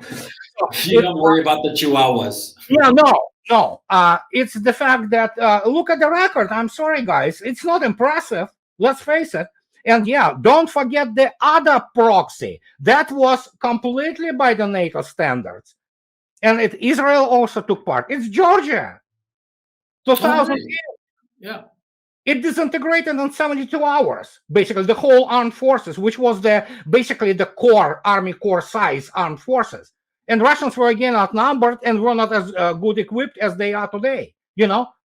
So that's the real combined arms operations. It's not your, oh yeah, let's get the, targeting from our drone. Let's launch the damn JSON or what have you, or some JDAM, and oh, hooray, we won. Doesn't work like this. And that's what I'm always saying. The real war is a very democratic affair. The enemy also has a say in it, And then, of course, there are people in Pentagon who understand what's happening. United States cannot sustain what it will sustain in case of the fighting Russia near Russian borders. I'm not talking about the morale, which will be on Russian side, and it will be very high. But other than that, I mean, okay, you attack Russia. Well, guess what? Stones in London and DC are getting rearranged. Simple as that. That's not Iraq. That's not even Iran. And Iran can stand for itself, you know? So this is serious. This is real war. This is not this baloney, you know, PR, which is like bombing into the Stone Age, some backward army, you know? And there you go. Well, I mean, I completely agree with you, but here's my fear is that, see, to go back to what we were talking about at the very beginning of this conversation, the political leadership in the West, they are incompetent. They are people who do not know what they are doing. They have been trained to be very good at something that does not matter insofar as the real world is concerned. Yeah. And so my fear, my real terror is that these fools will pull the trigger on a war. I mean, come on, they went ahead and shot themselves in the gut with these sanctions that are only hurting themselves. Oh, yeah.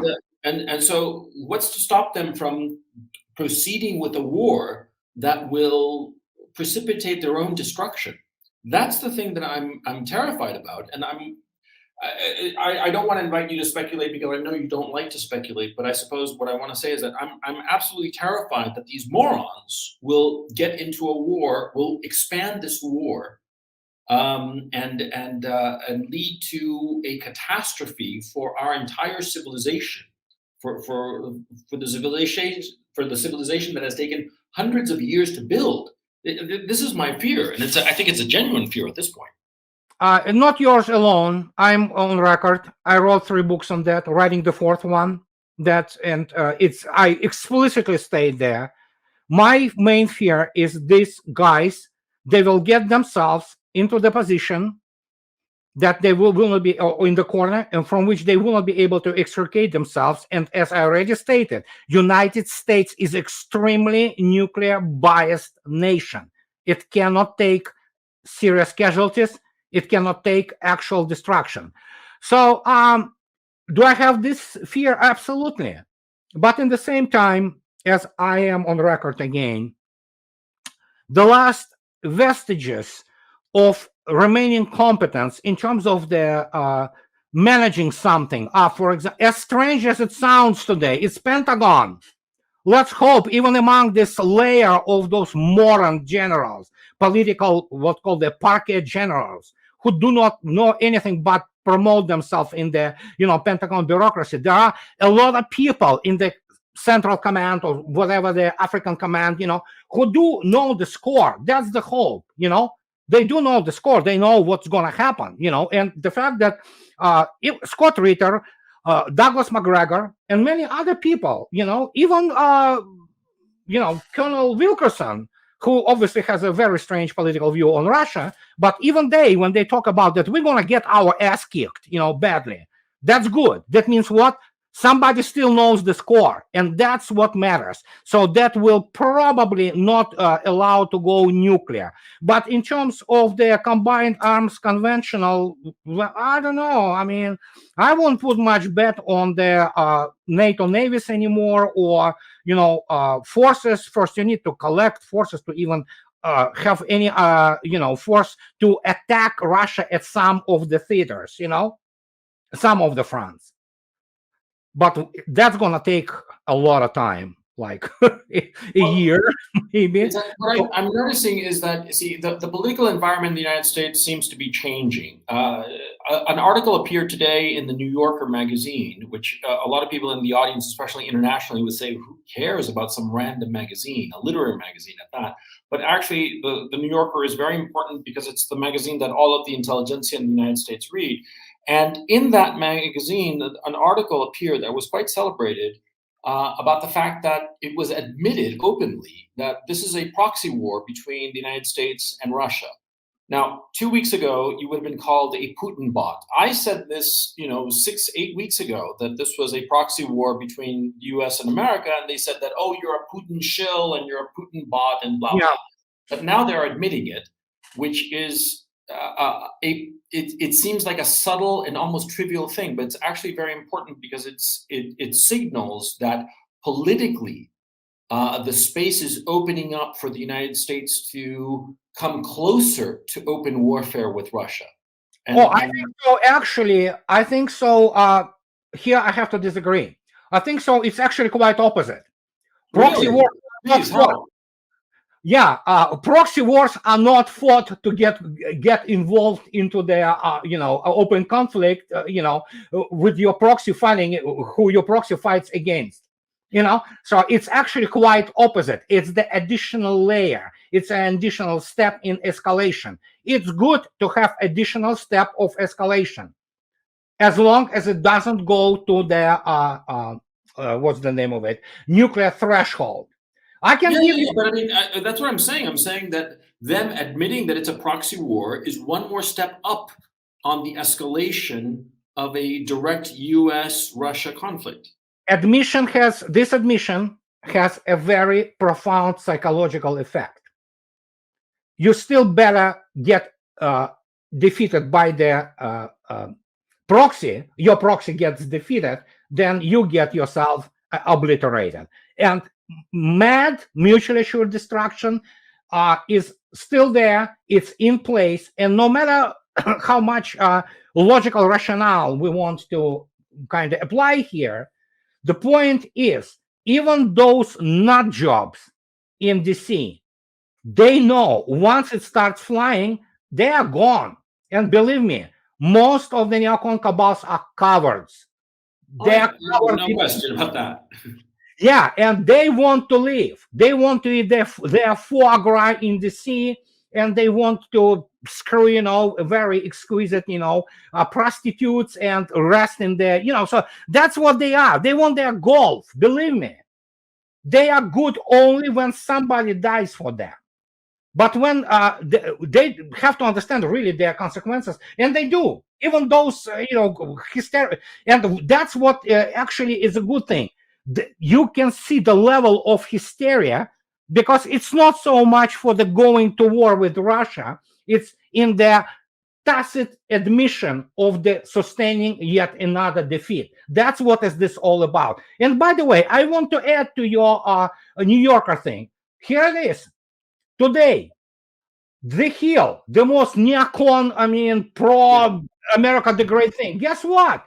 Why sanctions against Russia may not work, and the guy writes about that. Guess what? Here it is. I quote, "The West, in fact, is caught in a trap." That's what it is. That's the Hill, If you look and read the Hill, which is, again, it's the rabidly neoconish, triumphalistic piece of garbage, out there. If they begin to publish this, something changed. As in you mean that they're stepping back from the ledge then? Oh yeah, because there is an understanding. There is an understanding, and as I already stated, last vestige of their actual competence today in the United States. It's not Ivy League schools. Most of them, their humanities programs are fraud. Taught by the bimbos who do not know, pardon me, shit from Shinola. I'm talking about the last people who have any degree of basically competence are people in Pentagon. That's funny. That is the funny thing. When I have to say this, it's like, oh my God, we only have to, rely on people who, military, experience in the United States, who have an idea of what is going on and how it is going on. And you know what? That's the hope. Plus, of course, we need to understand that the new generation of the American politicians is beginning to emerge. When you have some dumbass as Marco Rubio, the guy is a complete moron, but when he is on quote, "Oh, Russia is not Iraq." Well, thank God. How long it took you to figure that out? But I quoted him. He is on record a couple of weeks ago. Yeah, Russia is not Iraq. Yeah. Can you imagine this guy who never worked a day in his life, and did anything productive in his life? He finally figured that out, So yeah, there is some definite kind of change of tone, and they are preparing public opinion for the failure in Ukraine, and that's probably good sign. I agree with that, by the way. I've noticed also a change of tone in the British media. One of the things is lots of claims about Russian losses, which have now become, they've flatlined. If you look, that they're now quoting the same numbers over and over again, but there's gradual admissions. Even Boris Johnson a short while ago admitted that Ukraine might lose the war, and that things are not going as planned. And of course, we've also had comments today. The EU is split on oil sanctions. Apparently recriminations, lots of things. What I wanted to ask you about, Andrei, is what do you know about the mood in Russia at the moment? My own feeling about this is that this has led to a massive consolidation of Russian society. I think at the beginning of the war, there was astonishment and I think some fear, but I think that has changed. I think there's been a major, major consolidation. And that's my sense about, the broader population in Russia, including, by the way, the political class. But what about the military, of which you yourself was a part? What is the mood in the military in Russia? And can I just say something before I ask, you asked that question? Because there's one particular fact about the Russian military, which I've been sort of following over the last, not just the last few weeks, but, some time, and which I do find extremely surprising and very, very different from the West. And that is that in Russia, the military discusses things with each other quite openly. So I find that, there's situations where officers, are able to talk and debate each other in ways that in Britain would be inconceivable. So, a colonel can argue with a general about tactics, about strategy, about technology things in ways that just does not happen certainly in Britain, and I'm guessing in the West too. Now, so if that's correct, I presume that they're also talking about the war and what is happening in the war. What is the feeling there? I mean, is the mood, is it a mood of resolve? Is there much criticism? What kind of debates are taking place? You're absolutely correct, Alexander. There was an incredible consolidation. And again, there is that feature, of course, of which here in the West, due to Soviet dissidents, they are not acquainted with, and especially new products of the Ivy League schools, Russia specialists. It's the fact that there is an intense resolve. There is also an intense hatred of Nazism, which obviously runs deep into history of Russian people. Just to give you an example, my family, me and my wife, we are average Russians, ethnic Russians. We are US citizens, of course, today, and we live in the United States. We love this country still for all its flaws, But as a Russian family, well, guess what? I never had my grandfathers all killed on the fronts of the World War II. My grandmother's second husband was my grandfather, whom I knew, the step-grandfather, wonderful man. He was also the veteran. My wife, she never had grandfathers, all killed on the front. In fact, my mother's grandfather, Nikolai Grigorievich Prigozhin, he was killed in Donbass in 1941, summer 1941. We are typical Russian family.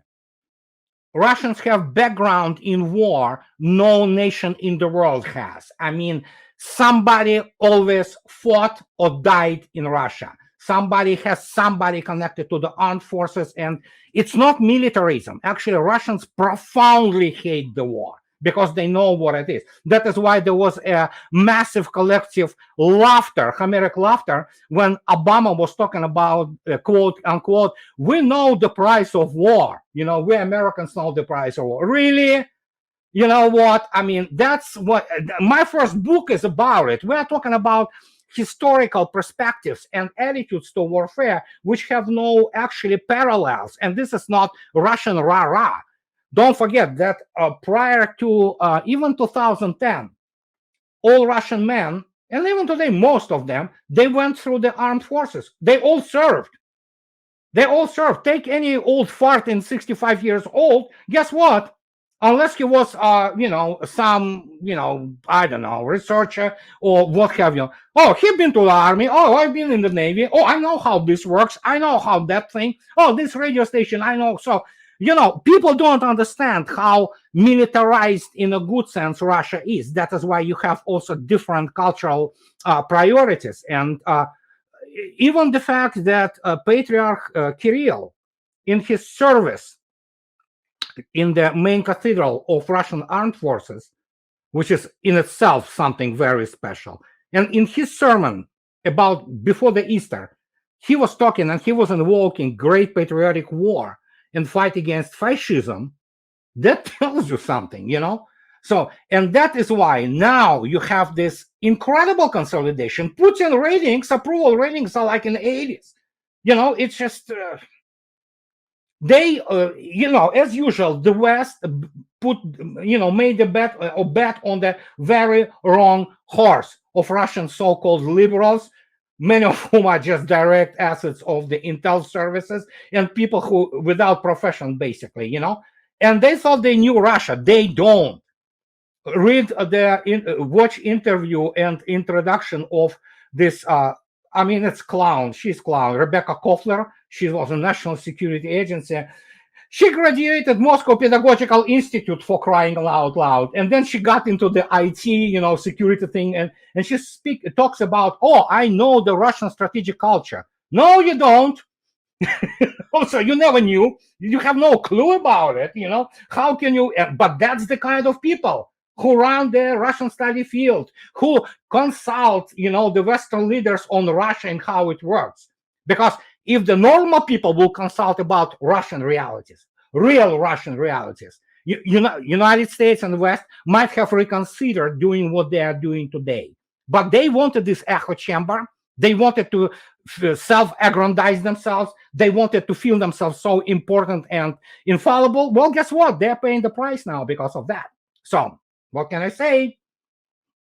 And I agree with you, Alexander. I agree. Consolidation, incredible consolidation, and hatred towards the Ukrainian Nazis, what they did to civilians. Also, there's something else too that ever since Peter the Great, Russia, it seems to me, there's been a large sector of the Russian elite class, the intellectuals, the upper classes, professionals, who have sort of like had their nose pressed up against the glass, looking at Europe, absolutely.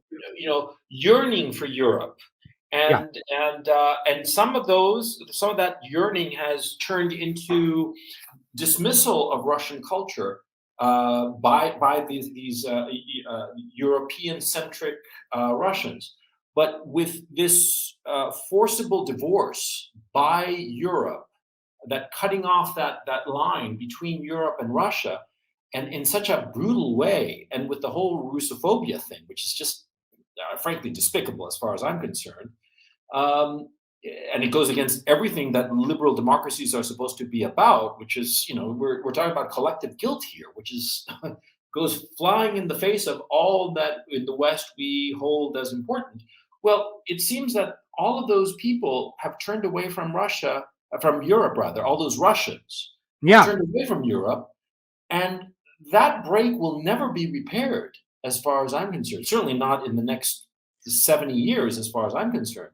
Do you agree with that? Or do you think totally agree with you. I totally agree with you. And when I go to Russia, not in a while now because of the COVID, and now there are other issues, obviously. I never saw in my life, and believe me, I am a good old Cold Warrior, okay? Mm-hmm.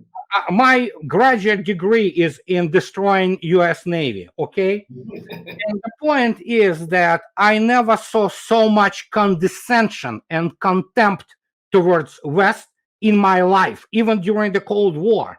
There was nothing like this, nothing. And the most important thing is that's what they don't want to tell you. And of course, they lie all the time.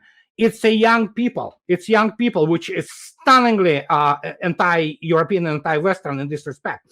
Just to give you an example, you already know about this babushka with the red banner. Yes, famous. Well, guess what? youth now does graffiti of her all over the place. You can look it up. It's just unbelievable, you know. Although people say that the initial graffiti was Chinese, which I totally believe, because there are many Chinese who are actually rooting for Russia. But this meme, so to speak, now is all over the place in Russian cities, Russian villages. It's became unbelievable, and that is why it's incredible when you have the motherland, mother, you know, the famous Volgograd statue, you know, and when you have this babushka, and her shadow is the, you know, this monument, magnificent monument in Volgograd, you know, Stalingrad.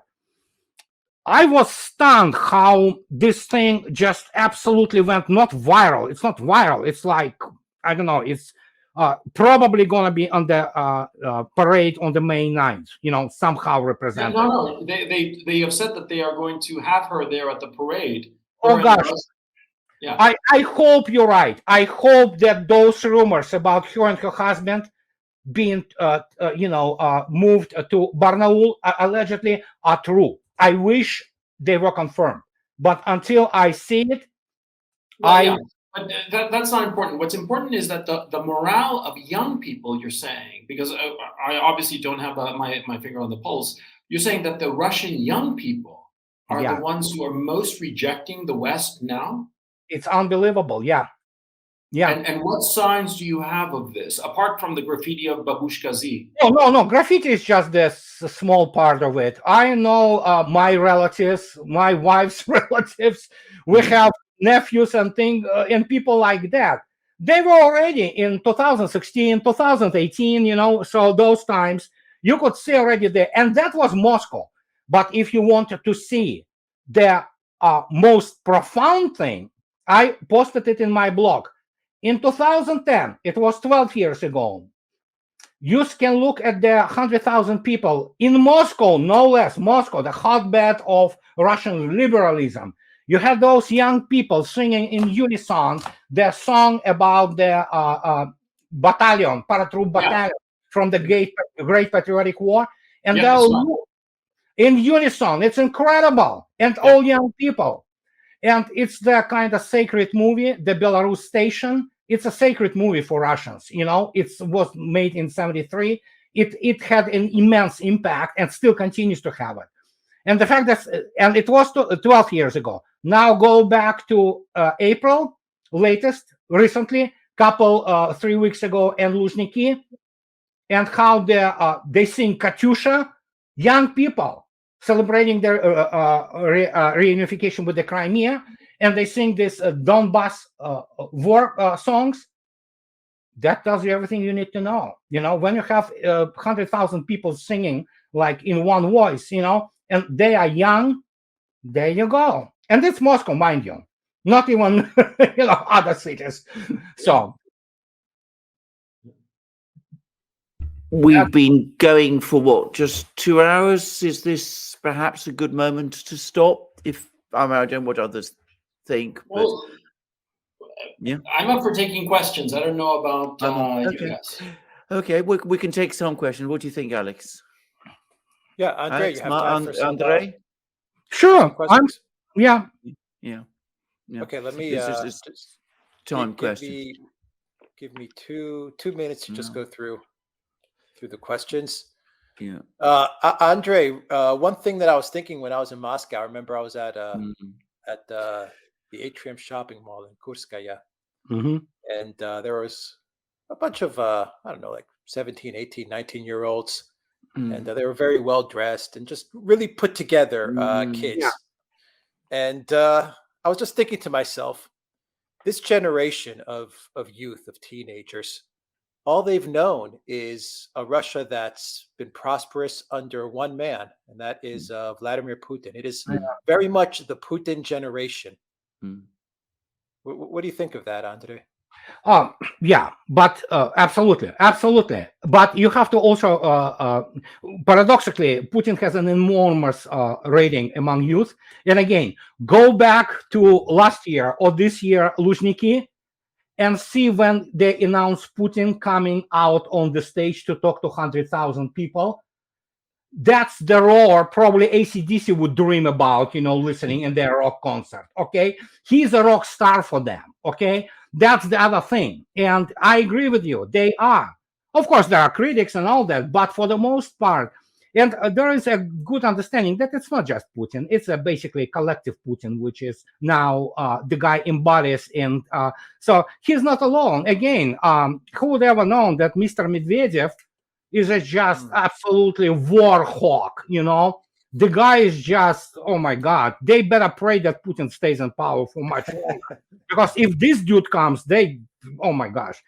So there you go. That's what it is. But of course, this truth never gets through in the West. I mean, it gets through in the alternative media. But when you look at this military industrial media complex of the West, it's pathetic, really. The guys lie like non-stop. I mean, they make things up as they go. But yes, that this youth, they know, many of them are, I mean, they are patriots. Okay, so can I just add to that? I mean, back in, I think it was 2014 or 2015, I actually went on an invitation to Perm. This is an academic invitation that came from Perm University. And I had many, many interactions with the student body at Perm University. And can I just say, Perm is a city with a history of supporting liberal politicians. I mean, it's not widely surprising, but well known. It's a bit surprising. But anyway, I interacted with many of the young people there at the university. And I have to say that completely dispelled any idea that these young people were in any way pro-Western or attracted to or were anything else other than deeply patriotic in terms of their own country. They were also, by the way, very, very well informed, far better informed, in my opinion, about international questions than people in the West were. So it was not because they didn't know or weren't aware about things, but as I said, it completely dispelled any idea that there is this vast pool of pro-Western sentiment amongst young people in Russia. I mean, it was completely not the case amongst the student body that I met in Perm. And by the way, also on the particular point that Andrei was making about Russia not being a militaristic society, I mean, if you see Russian war films, you will understand very quickly that the Russians do understand war and have no particular love for it. And Russia makes the best war films by far.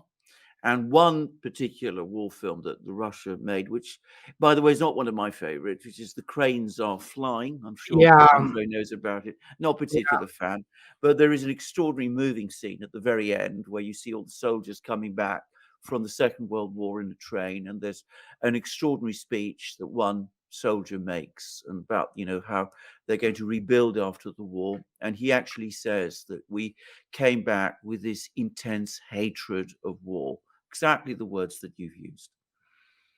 Well, in terms of movies and of course the book, Sergei Bondarchuk's masterpiece War and Peace, it's a 7-hour long movie. Hollywood even today will not be able to do anything like this. Absolutely not. It's and CG. It will reduce it to a cheap CGI, pathetic showing. But this movie, of course, incredibly truthful to Tolstoy masterpiece. This is the thing which people have to watch to understand how Russians treat war. Always did. And of course, there are number of wonderful Soviet, especially war movies, and just the Georgian, well, it's actually Soviet, The Father of the Soldier.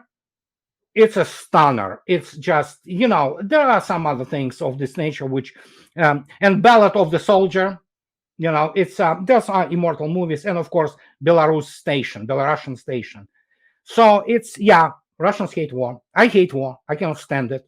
I hate the, collapse of the society. I went through it.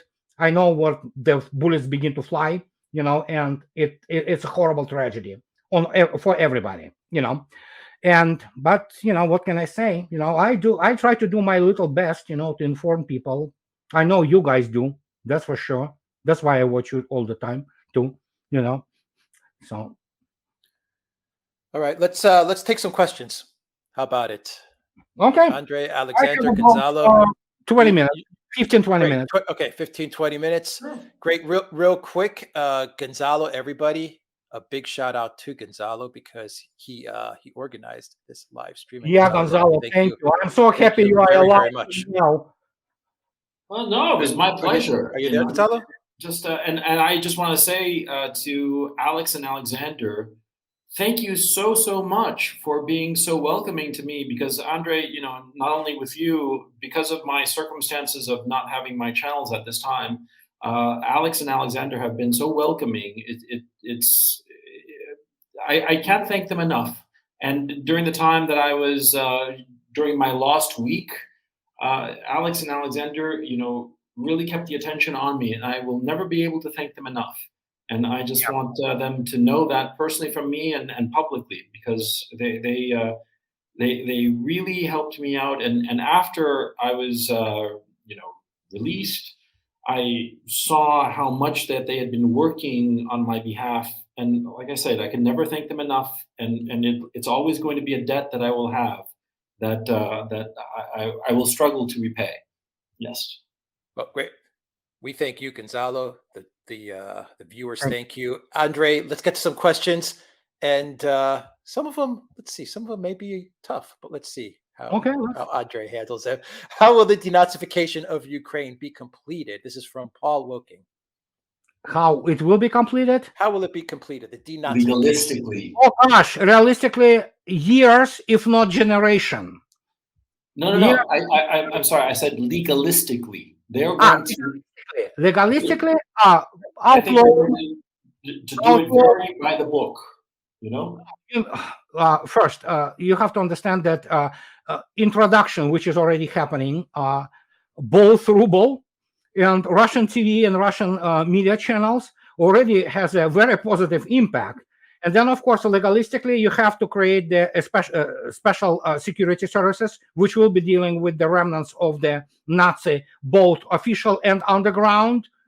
So, and you have to change the curriculum in schools, especially history curriculum. Don't forget, many Ukrainians, and this is not a freaking joke, they really think that they are actually dug up the Black Sea. And they think that they are basically the fathers and mothers of Sumerian civilization. This is not a joke. That's what they teach them. So yeah, that will be a long process, but it will be through the obviously change of the education, especially how the kids are brought up, mass media policies, and of course, pure security measures, which are of course, establishment of the proper security apparatus, which will be able to handle all kinds of provocations and Nazi underground. That's what the only way I can see it. All right, from Jay Galt, this is very relevant to what happened today with Lavrov. Why did Lavrov choose this moment to comment on the ethnicity of a famous Austrian? No way he didn't plan this out. Yeah. Oh, you're talking about that? Okay. Yeah. Well, the Italian interview, the interview with the Italian media. With yes, I know what you're talking about. Oh, I'm pretty sure it wasn't planned. It's the profound conviction. The main, so to speak, motive of the Western media is that there can be no Nazis in Ukraine because Zelensky is a Jew. So how a Jew can, run Nazis? Oh, well, he can. And then, of course, the fact that I don't know in terms of if Mr. Hitler had some Jewish roots. There are speculations about it. I'm not the specialist in this topic, but there's no doubt that actually among people, and it's not a secret, among people, especially Ukrainian oligarchs who are absolutely invested in this bloodshed, there are many Jewish people, including, of course, Mr. Kolomoisky, who is, so, I mean, there's no secret. Most of, including from Poroshenko, most Ukrainian oligarchs and their current president are Jews. So, and Mr. Zelensky, whatever his circumstances, he certainly is not, burdened by the issues of Holocaust or whatever. He's fully, Nazi controlled, and I don't know, maybe he is already Nazi, maybe he converted, I don't know. But the fact that he is a Jew by no means precludes Ukrainian regime to be a de facto Nazi regime. So there you go. That was. I always thought that Kolomoisky organized the Azovs and all the other. Oh yeah, no doubt. It's not. But what I'm saying is that Kolomoisky is Jewish, but I think that he figured, muscle is muscle. It doesn't matter if they're neo-Nazis or whatever.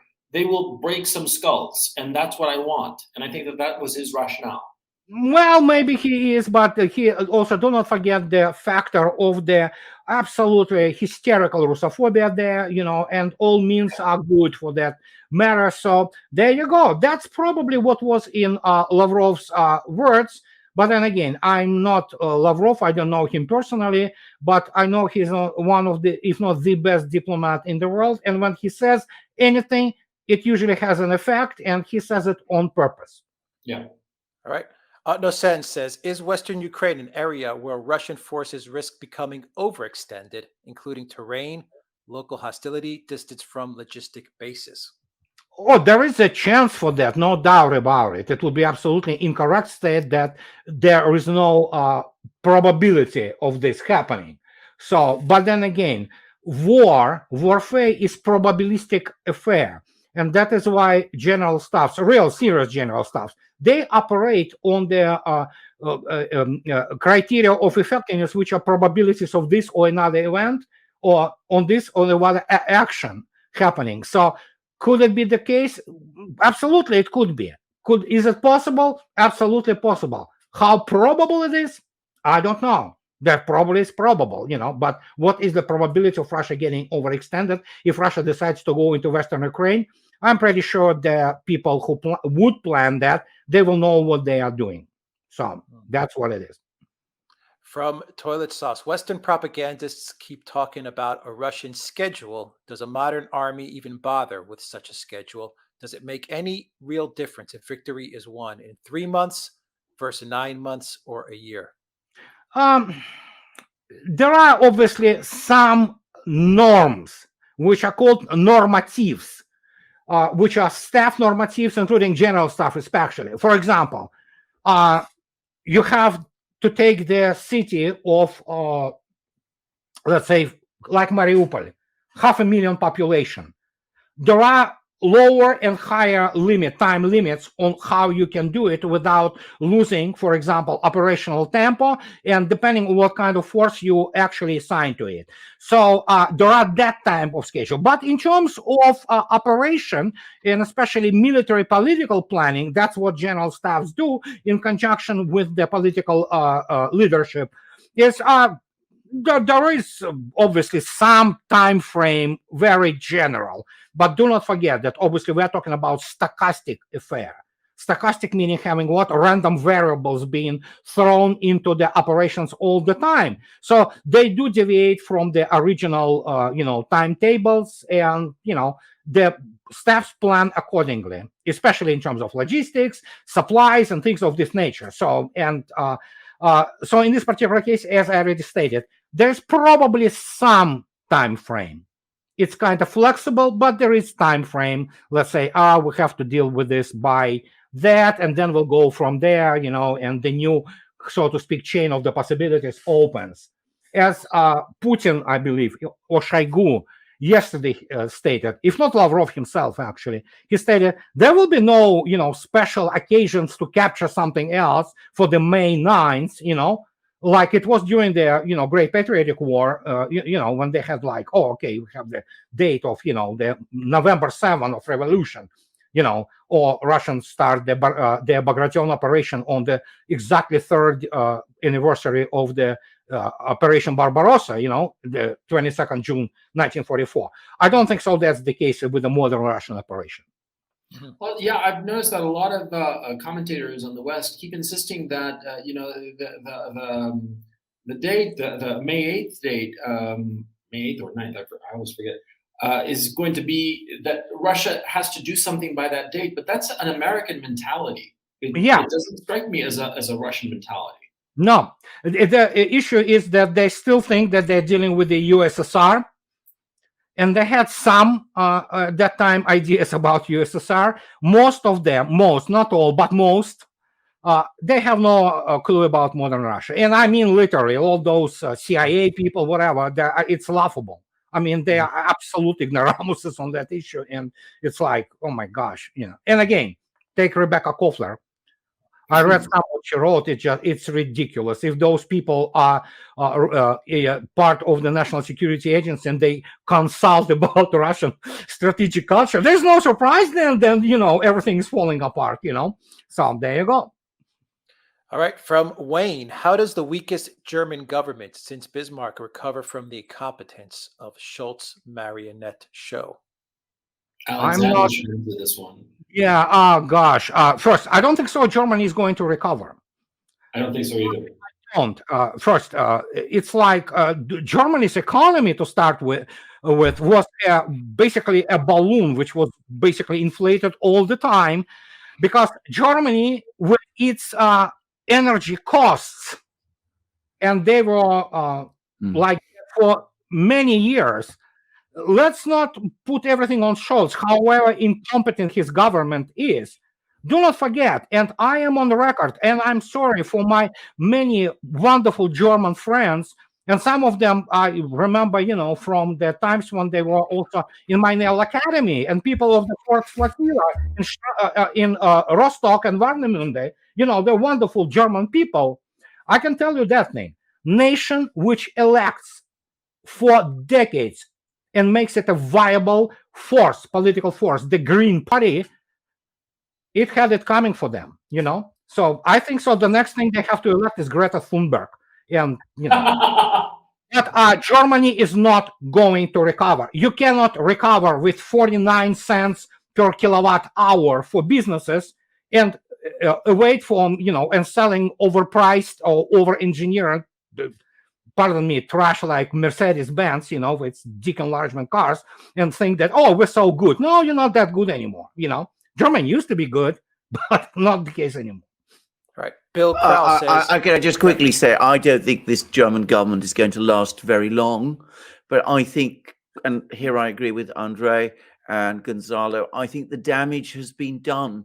I think if you know the German industrial system, if you know the German economic system, it's been living on borrowed time anyway for a very long time. Germany has not been an innovative economy. It has been focused on doing the same things that it's always been doing, only doing them a little more precisely. And it is not up to date in latest technological developments and changes. And I think that what's going to happen is that the props that have kept the German industrial economy going are going to be knocked away from underneath it. And I think it's a descent from now on. I say that with deep sorrow. I like Germany a huge amount. I know the country, I like the people, but I think that an enormous amount of damage has been done in a very short time, which, given the underlying malaise, one and exacerbated by all those years of Merkelism, it's going to be impossible to pull round in any foreseeable time frame. That's all I wanted to say. Oh, yeah, totally. I'm roughly a third German. My maternal grandmother was German-Danish, and another grandmother was half German. And I lived in Germany. That's where I met my wife, actually. And I have enormous affection for Germany, but it just seems like, quite frankly, it seems like a dying nation. And that's what it looks like to me, and it just breaks my heart, to tell you the truth. Yeah, and Bundesliga will never be better than English Premier League. For all my love for Borussia Dortmund, I mean, huge number of Russians were rooting for Borussia Dortmund because of the Jurgen Klopp. Now Jurgen Klopp obviously is training Liverpool, and guess what? And Russians always like Liverpool, But other than that, yeah, I agree. It's such a tragedy. But again, it's not just Scholz when it started. It was before him. He's just merely the symptom, not the cause. Yeah. From Bill, are the Russians rotating troops through the Ukraine operation Yeah, in order to absolutely. produce? Absolutely. Yes. No, in order I'm to sorry. produce- I'm sorry I interrupted you, Alex. Yeah.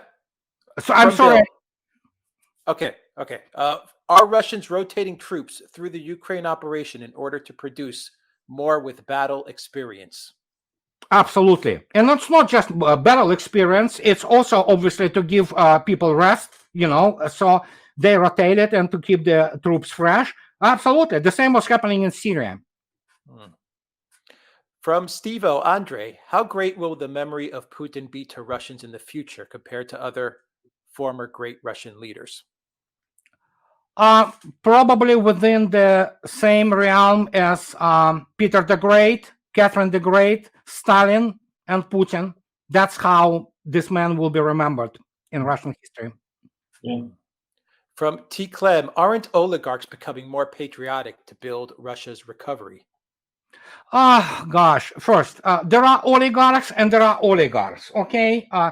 Many people do not understand that oligarchy now in Russia, merely they mutated into, some of them have been moved to London and some of them killed in London or robbed in London, which is good riddance. That's what the other morons in Western media don't understand. They think, oh, they took his yacht. They don't understand. Russia applauds it. Please do more. Take everything from them.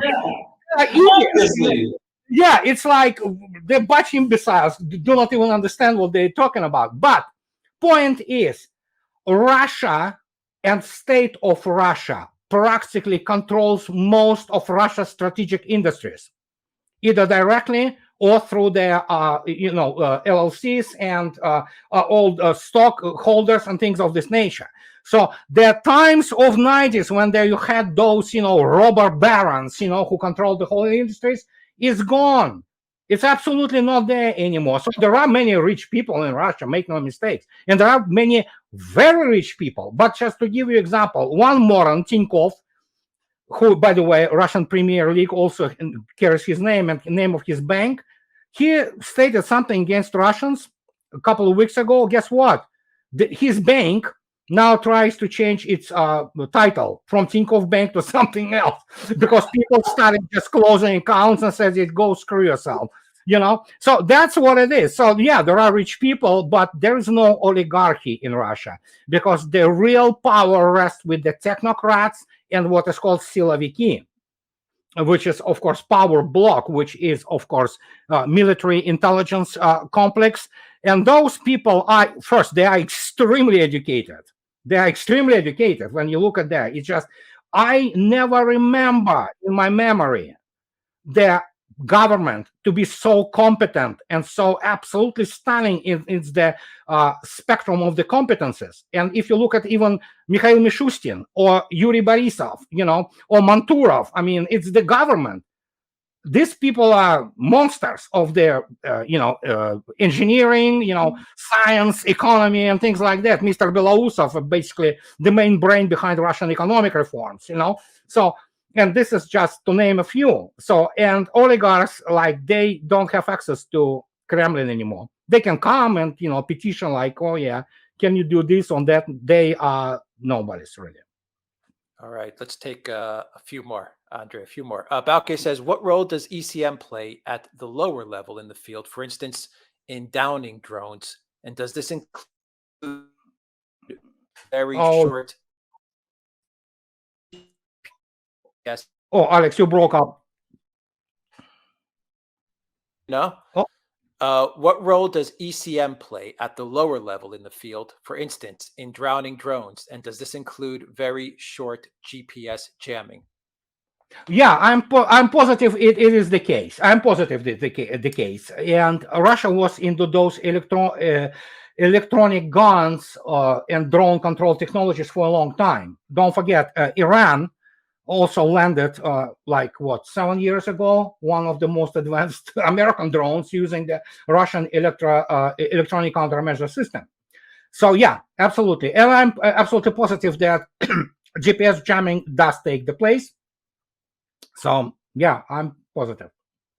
All right, from Sanjeva says, what do you think about Kazakhstan? I heard that the pro-Western elements have again come to places of power there? Will it abandon Russia? Yes, eventually it will. Eventually it will. While Mr. Tokayev can say whatever he wants, and you cannot basically change the fact that once the Kazakh nationalism has been unleashed, that inevitably it will come down to the point of not good things happening in Kazakhstan. Plus, there is a China, standing ready, to get into Kazakhstan. It's already there in a big way.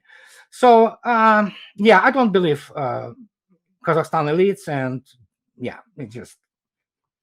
Andrei, I wanted to ask you that we ought to do another program, not now, to cover the issue of the relationship between Russia and China, because I'm realizing that my understanding of that relationship is simplistic.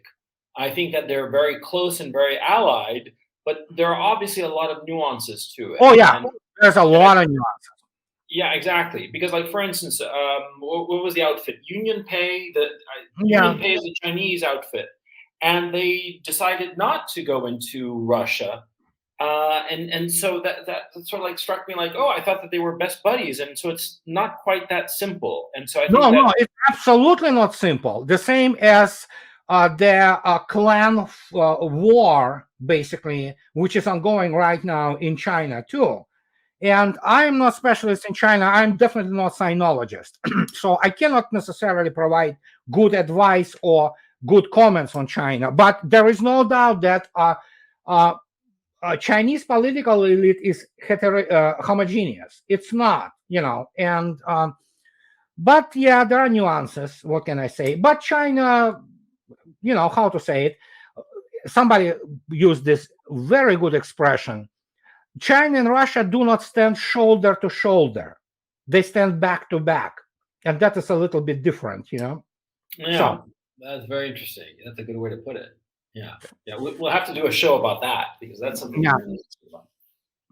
All right, and the final question, the final one for Andrei: is there a danger? This is from Akhnaf. Is there a danger of MAD being mentally tossed out amongst the ruling elite due to current mass psychosis? The human mind is easily deluded into fantasies of grandeur. Just ask Carolus, Napoleon, and Hitler. There is a possibility, of course, of it. And again, you see, there should be a clear separation, distinction. There is a possibility. Is it possible? Yes. How probable it is, that's a whole other story. Classic law of probability says that probability of the event is usually the product of the probabilities of number of the events constituting this event. So it's P1 times P2 times P3 times P whatever, So many things has to happen with certain probability to give us probability of it. But is it possible? Absolutely. Is it probable? Not a high probability, but it's definitely not trivial. But I won't call it also high. Let me put it this way, as much as but yes, the concern should be there. Yes, it's mass psychosis. But even the last movement, so to speak, in terms of media rhetoric, this mini-true things, in terms of changing here and there, testify to the fact that somebody begins to kind of scratch their head there on the very top and prepare public to basically inevitable, so to speak. Even the fact that today State Department issued or whatever, finance, Treasury issued again the license to some other bank, to do their buying of Russian oil and things like that. And as I said, evidently they figured out that basically they're going to kill the whole Western civilization if they continue to sanction Russia. So hey, that's good. Somebody begins to think, hey. It's positive moment. So I hope so. The same relates to and I'm pretty sure there are many competent people in Pentagon and who still didn't lose their honor and competence and professionalism, who can soberly assess the whole situation, say we're not going to be the part of it. Well, the problem is that a lot of times these very competent people who are trying to put up roadblocks to this insanity, get overrun. I mean, in my own case, I brought on to the duran. I didn't bring on to them, but rather I mentioned to the duran. I know a couple of people at the Federal Reserve. Well, one's no longer there, but has a lot of context. Anyway, the point is both of them were telling me how everybody at the Federal Reserve, prior to the crisis, was going around Washington everywhere, all of the economists of the Federal Reserve, with one message: do not disconnect Russia from SWIFT. It will be a catastrophe for the American economy and the European economy. They were adamant about this, and yet the Treasury Department and the Biden administration overran them. And that's the fear, that wise counsel will be ignored by these crazy people. That's the great fear. Well, yeah, but economy is a little bit different. War, again, even the probably people with IQ below room temperature in DC, they still can picture the what's going to happen when 1 megaton munitions will explode around Washington DC and Arlington. So don't forget, Pentagon still has it. They I know restored this hot dog stand, diner. I think so. It was diner, then it was hot dog stand, then coffee shop, then again diner in Pentagon, in the very center of the Pentagon. It's called Ground Zero. The reason it is called Ground Zero is because they know the first thing which is going to happen, there will be one of the Russian warheads landing there. So, and that's not going to end good for very many people. So even those should understand that. And again, hysteria, which I see right now, is probably the first sign of the fact of their, basically impotence and, dawning understanding that how badly they are losing. Right. Well, gentlemen, I think we will leave it there. There is one final question which a lot of people are asking, Andrei, which if you can answer very quickly. And that is, what do you say to people when they tell you Russia is going too slow with regards to this military operation? What's your response to that? Yeah, well, I would. I do tell them. I tell them to get themselves into their, if they can go to enroll and try to get into the West Point and then U.S. Army War College, so to understand why it is done this way. Maybe then they will understand. Other than that, I mean, their expectations are not Russia's general staff problems. That's what it is. Yeah, I think that the narrative goes faster than the tanks do. Oh gosh, that's the only thing they know how to do. It's narrative. They never fought a war. They never created anything. They never wrote anything talented. So I mean, yeah, those people are just PR people. That's what they do. PR, virtual reality. So fantastic. All right, that was a great live stream, everybody. Gonzalo Lira's information, his Twitter and his YouTube channel, his new YouTube channel is in the description box down below. And Andrei's blog and his YouTube channel is in the description box down below. I will put everything as a pinned comment as well when this stream wraps up. So please join them, subscribe to their channels, follow them, follow Andrei's blog, follow Andrei's YouTube channel. Gonzalo has a great Twitter feed, which everyone should follow. And his new YouTube channel already has like 4 or 5 videos going. So definitely jump on that as well. Gentlemen, let's end this live stream. I leave it with the 3 of you for final comments, and then we are done. Alexander, Gonzalo, Andrei, any final comments? Who wants to go first? And we'll wrap up this stream. And thank you to our moderators. Thank you very, very much to our moderators for helping us out. Final thoughts as we wrap it up. Well, I'm sorry, Alexander. I'm sorry. No, do it, Andrei.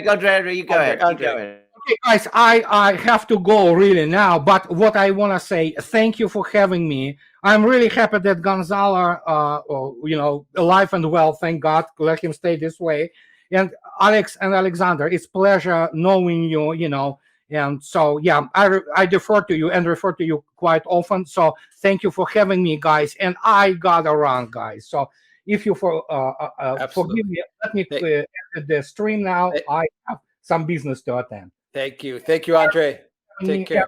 Talk to you later, guys. It was a pleasure. Let me go so Alexander can have the final word.